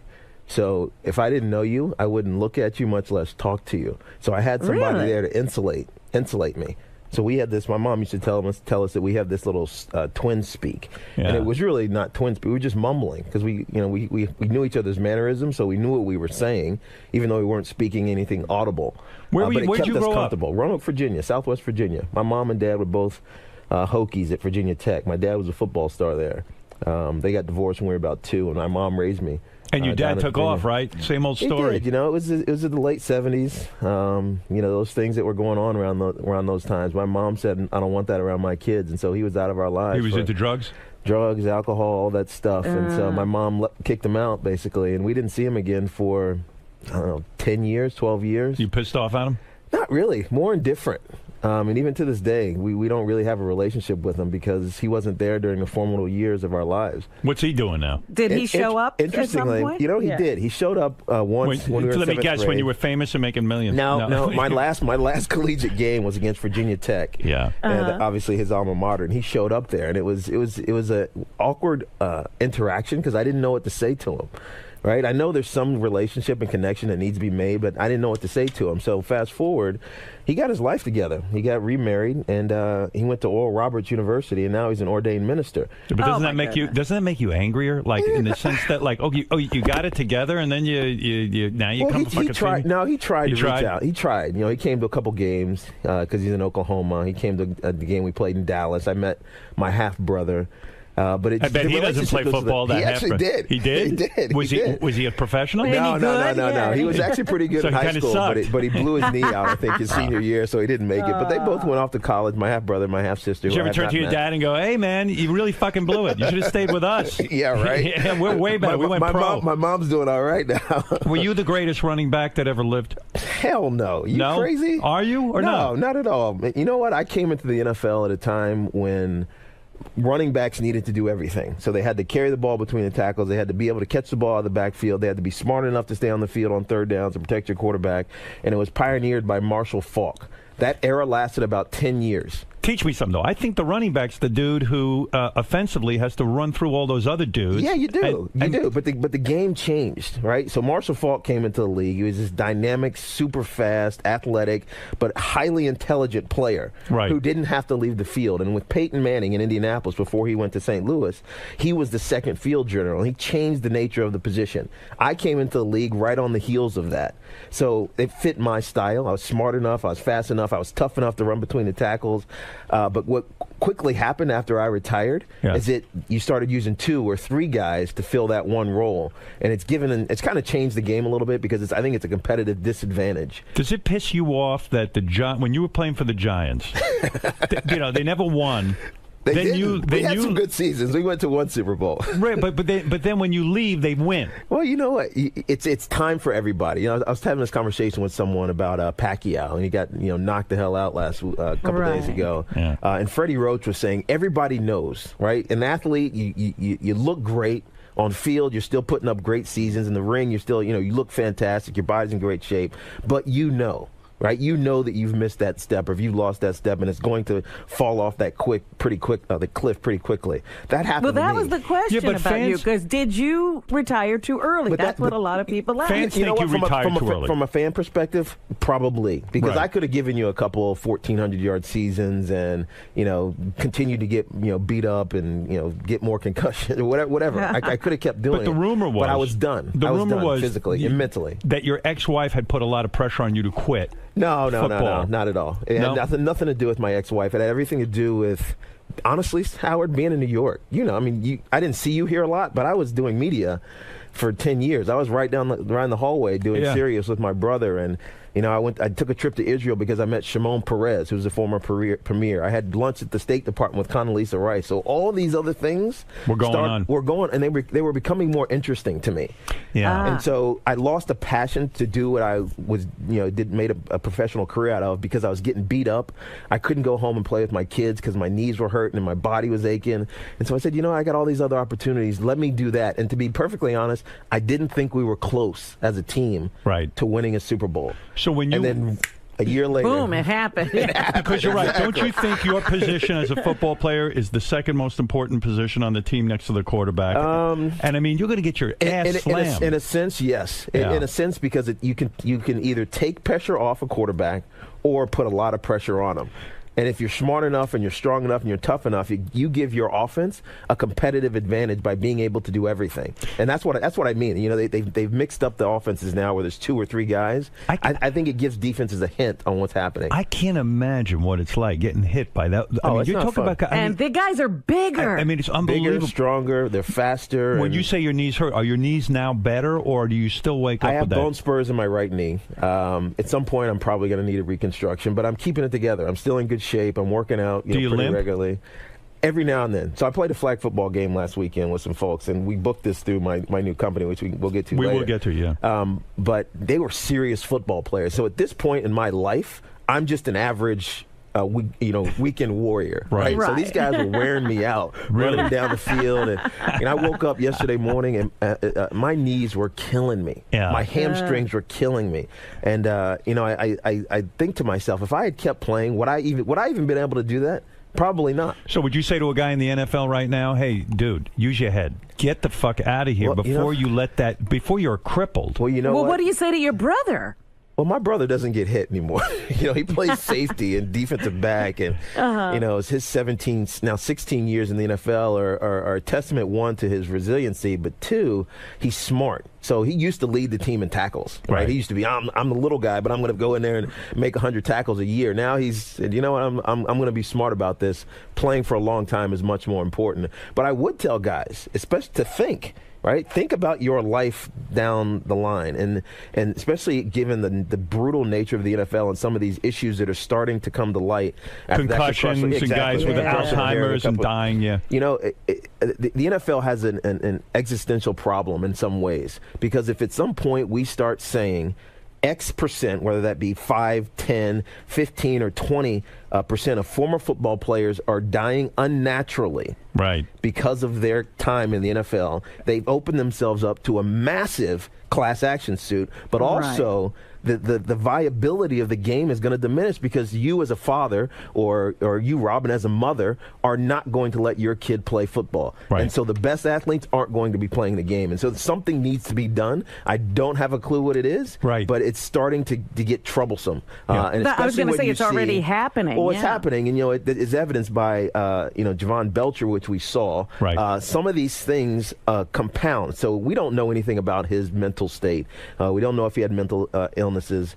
We don't know if his concussion from a couple weeks earlier had any effect, but we do know that he was self-medicating. Right. That he was taking whatever it was, and he was abusing alcohol. Right. He slept in his car, for Christ's sakes, the morning that he got up and killed his girlfriend, Cassandra Perkins. So there's something wrong there that the NFL doesn't quite have a grasp on. And then it's, you get 1 week later and we have the kid in Dallas who's drunk driving and kills his teammates. So there's something going on that the NFL has to get their hands on. The business is so big and it's such a popular sport that everyone's just got to hide their head in the sand and just say, let's hope this goes away. Well, here's the real thing. And we, the NFL, the NBA, sports in general, teams in specific are really just microcosms of the world. Right? There's going to be guys that have mental problems. They're going to walk into someplace and shoot somebody. There's going to be domestic abuse. There's going to be idiots that get behind the wheel after they've been drinking everywhere. But when it happens to a professional sports figure or just a professional, someone who has fans and the media pays attention it's highlighted. It's highlighted. It's going to get blown up. So unfortunately, all this stuff is kind of happening right on top of each other. And I think it's a wake-up call for the league and for all leagues in general, but more importantly for the players in the leagues. Everything that you do, someone's watching. I feel like the players are sort of saps. They don't see themselves as entertainers. Well, they see themselves. Yeah, and they don't go ahead and really hold the NFL to the. You guys should be able to make as much money as you can. Absolutely. You're entertainers. You're giving your knees. You're giving your bodies. You're the guys making the money in this NFL. You should be anyway. But the owners are really keeping an unusually large piece of the pie, and they should pony up and help the players. And the good thing in the NFL, which is not true for the other major professional leagues, is that we have a pretty good pension, post-retirement benefits, which you need because at some point as an athlete, you go through this stage of arrested development, may it be 15 or 16. Do all the guys get that? No. Well, yeah. They get this pension? If you become a vested veteran, that means you play and how 3 long games, does that take? 3 years and 3 games. So which is often why you see a guy who's on the verge, he'll get cut. Because the team doesn't want to be responsible for that pension, and it's so easy to bring in another guy, a rookie or a free agent or whoever it may be.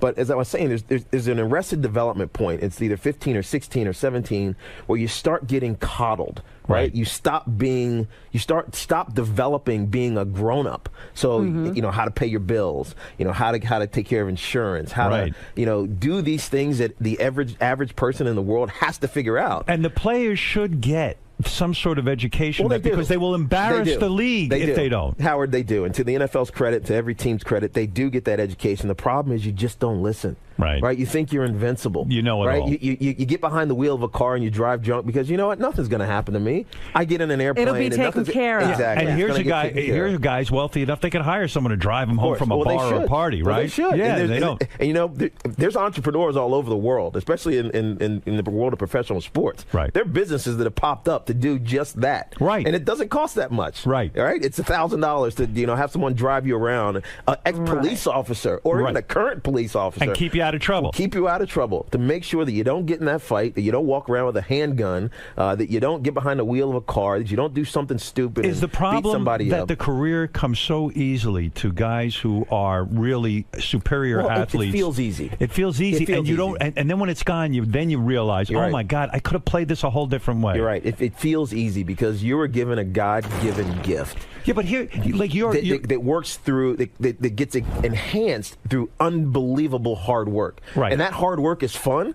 But to the lay person, if Joe from down the street tried to do what that I did or any of these guys did to get ready, he would crap out and what are the odds of a guy making it into the professionals? Because so how many small. guys did you know in college who were great players who weren't good enough to make it in the pros?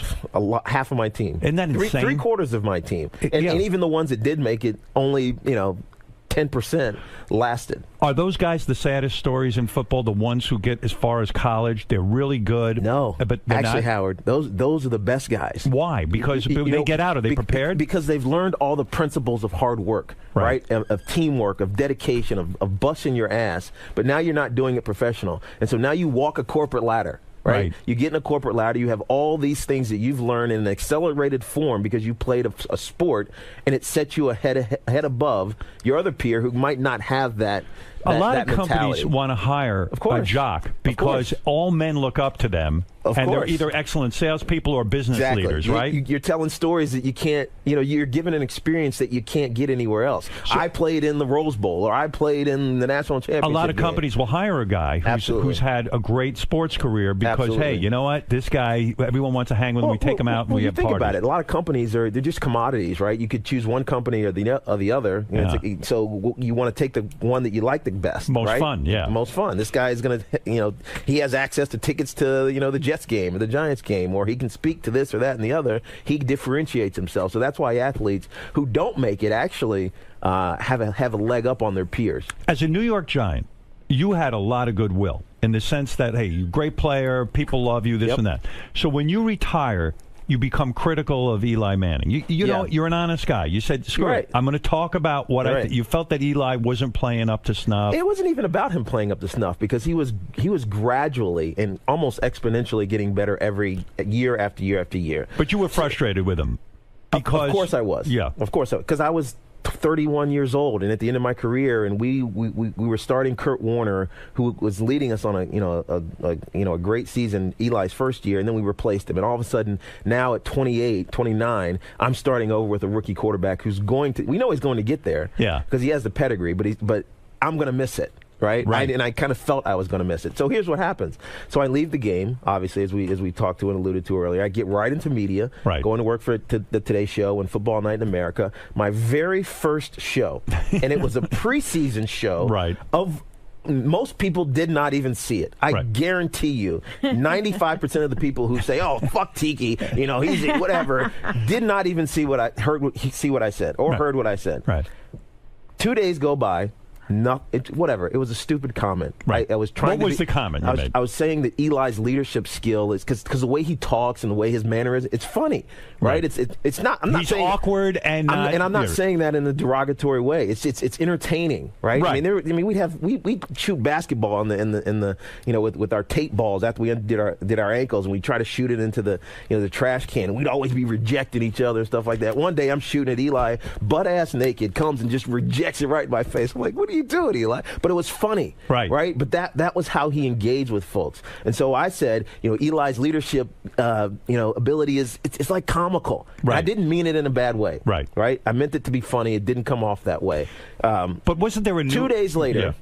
2 days later, whichever one of these beat rag guys goes to Eli and says, "Tiki said your leadership ability is comical." Oh, dear. Right. It was taken out of context. Taken unbelievably out of context, and he responded to it. Right? What did he say? Tiki's made that transition. He's in the media. He doesn't, he's forgotten. Whatever it was, it didn't matter. It created two silos, my silo and Eli's silo. Did you call him? I called him the next day. And did you get a hold of him? I did not get a hold of him. I called him the next day and said, "Eli, I apologize. That did not come out the way it was supposed to. I did not mean any offense."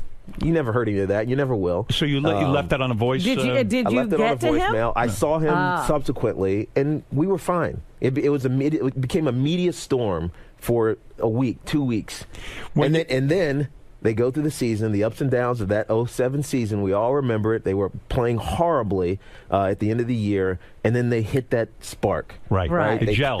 Exactly. Pulled it together, they played the New England Patriots in the preseason and the regular season, end of the season. They lost, but they hung with them. Right. And it gave them confidence and a belief that they could play with anybody. They carried that through the playoffs and then beat the Patriots in the Super Bowl. Because the Giant fans booed you at some point. They still boo me. Yeah, right. Because they consider you a guy who retired too early. They're mad at you for protecting your body and retiring too early. Exactly. And I missed the Super Bowl. And so the correlation doesn't make sense. Well, the fan thinks you hurt the team by leaving early, and then the fans were even more elated because you left early, and then they won the Super Bowl without you. Of course. So you're the enemy. They can hold it above me. It's like a Shakespearean play. Are you hurt by that? Does that affect your life? Not really. When you walk around the street, do Giant fans say to you, "Hey, Tiki, fuck off"? No, actually, Giants fans say, "I appreciate what you did for us." I think time has made them realize, you know what? I was just a great player. And the only thing that ever hurts me is when people are ignorant and say things like, "You sucked," or "You were horrible," or whatever that diminished what I accomplished as a player and what I did for the New York Giants for 10 years. Do you think that also when you're a broadcaster and you suddenly have a show to do and you have to make commentary, you have to fill up time? But you know what, Howard? So people didn't do it. People didn't do it before I did it. Right? They didn't come out of retirement or you retire. were the first. I was one of the first, really. They retired and was critical. I wasn't a homer. If you asked me a question, I was going to give you a truthful answer. Right. And people should have known that because I did that when I was playing. But didn't you find, too, when you were a broadcaster, I find this a lot. I'll do a show, and then suddenly I read in the paper that I said something outrageous, and I read it, and I go, oh, my God, did I even say that? Yeah, you're right. Like, you're trying to fill airtime. Yeah. You're trying to keep people engaged and entertained. You're right. You have to. And if you care about your job, you have to keep the dialogue going. You have to talk. You have to give something interesting because otherwise you're boring and people are just going to switch the channel. I mean, yes, you could have easily not said that about Eli Manning, even as you were saying, yeah, it was kind of comical. But it was insignificant. That's my point. That's right. Yeah. And yet it's always something like that that blows up in your face, of right? Of course, it always does, and especially when you're new to it and people are looking to be critical. You know what people have said to me? That your broadcast career, Strahan got your career. Strahan's different, though. Is he? I mean, people may say that. Strahan's on a roll. He's working with Kelly Ripa. But it's a different world. But you wanted to be more than just a sportscaster. Absolutely. Michael Strahan, and you know, as an aside, I love Mike, and I love what he's doing with Kelly and Michael for one reason. Well, two reasons. One, because it perfectly fits his personality. Right. He's an entertainer till the day he dies. But two, it's an African-American face. Right. And personality on national television. Which was shocking, actually, that absolutely. Kelly Ripa chose a black guy. I'm still shocked. I still can't fathom it. So Michael. No jealousy of him, though? No, you know why? Because that's you, not what I wanted to do. Here's what my perception of your broadcast career was, that you wanted to be more than sports. You're absolutely That you're an articulate guy. You hit it on the head. A handsome guy. You got everything going for you. That you wanted to be, like you could have taken the contract. You wanted to be Fox. a broadcaster, not a sportscaster. Yeah, exactly. You could have taken your contract Robert. at Fox and just done sports. Yep. Which you're adept at doing. You know the game. It's easy. I mean, it's easy, but it's not challenging to me. And I've never been someone not to take challenges. So you left Fox where you were making, I don't know, what, like $13 million or something crazy? I wasn't making anything. I don't remember what I was making. I was working one day a week. But then you took the job with NBC, right? Yep. I was probably making a couple $100,000 a year. I see. And then when I retired, I had a choice. Right. Stay at Fox. Go ahead. Do Fox News, Fox Business, and Fox NFL Sunday, which was on the West Coast, or go to NBC and do something that no one has ever done, which is jump right out of a sport and go right into broadcast network television on the Today Show, which is something I've always wanted to do. Did you feel you were in over your head when you went on the Today Show? Because, I mean, it's not like sports you've been practicing since you were a kid. A little bit. But and also, and the difference with Fox News is that I basically was on Fox News and I was just myself. Right. It was like have an opinion, be informed, and just talk. Right. You know, you got to probably lean one way or the other, but whatever. Right. Just talk. Be yourself. Have an opinion. NBC was more structured. It's more of a, we're fitting into this, 3-minute block. You have to say this, and this, get it said, and be done. I got to tell you, it didn't fit me. I did the Today Show recently. I was interviewed by Matt Lauer when I signed up to do America's Got Talent. And I was shocked when I was sitting there, like, what a machine it is. It is a machine. It's like an well-oiled machine. It was like broadcasting, I don't know. They hardly have time to listen to you for hitting those marks. I was actually very impressed. The way, like, Matt walked through it and went to the state. I mean, but it is, you can't just jump into that. And when you go see it, you get enamored with it because it's like, wow, this is so clean. It's cool. Right? It's like, just they are on the money. Someone's saying in their ear, you have 3 seconds, get out, and they get out. Perfect. And that's what I wanted to do. I just wasn't qualified to do it, and I didn't learn it the right way. Did you get canned for because of your controversy with your wife? No, not at all. I mean, we were leaving. We were getting out of the contract anyways because we knew it wasn't right. Right, it didn't fit my style, so we had already backed down. Were you criticized on the Today Show as not being prepared or not being the guy? No, I mean people wanted to say that, but it's nonsense. It's revisionist history. I was always prepared. Whenever I had an interview to do, and I did some great interviews while I was there, they were fantastic, and I think everyone would tell you that. I was thinking about you. Maybe a year is your sort of weird thing. Like, if you had waited a year and just stayed with the Giants, you would have been in the Super Bowl. Yeah, you're right. But maybe not. If you wait, now, maybe now, not. now You could listen to argue this. that they wouldn't have been there. I understand the whole controversy. You got married to a new woman. It was perceived that you know, when you bailed out on your wife when she was pregnant and everything. That's what the New York Post says, at least. Right. If you had waited a year, yeah. All right, your wife gets pregnant. You're in love with another woman. Wait a year. It would have been a bitch, but you wait a year, let her kind of get established with the kid. You had a divorce, nobody would have held you. You know, it's not even. It's hardly worth talking about because the perception is there, and it's hard to change it. I was in a bad marriage, Howard. It is what it is. Right. And for a long time, I was out of my house in 2007, 2 years before I actually got separated again. Right. I was asked to leave. Right. I left. Things were. We were just going to get a divorce. Right. Yes, she was Done. pregnant. Like it sucked. Right. Because she was pregnant. It sucked. Right. 4 months later, one of the scourges of the earth ends up representing my wife and decides the lawyer. 4 months later, decides to blast it all over the New York Post. And here's when I stopped believing in coincidences. Because that first story was on my birthday. And I believe that they thought it would just go away. Right. No, yeah, we're going to embarrass him. We're going to force him to settle and come to our terms, which were ridiculous, by the way. Right. And I'm not that guy. Had you settled with your wife, given her whatever the hell she wanted? We tried. We tried. So do you think it was about humiliating you and ending your career? I do. I do. I honestly do.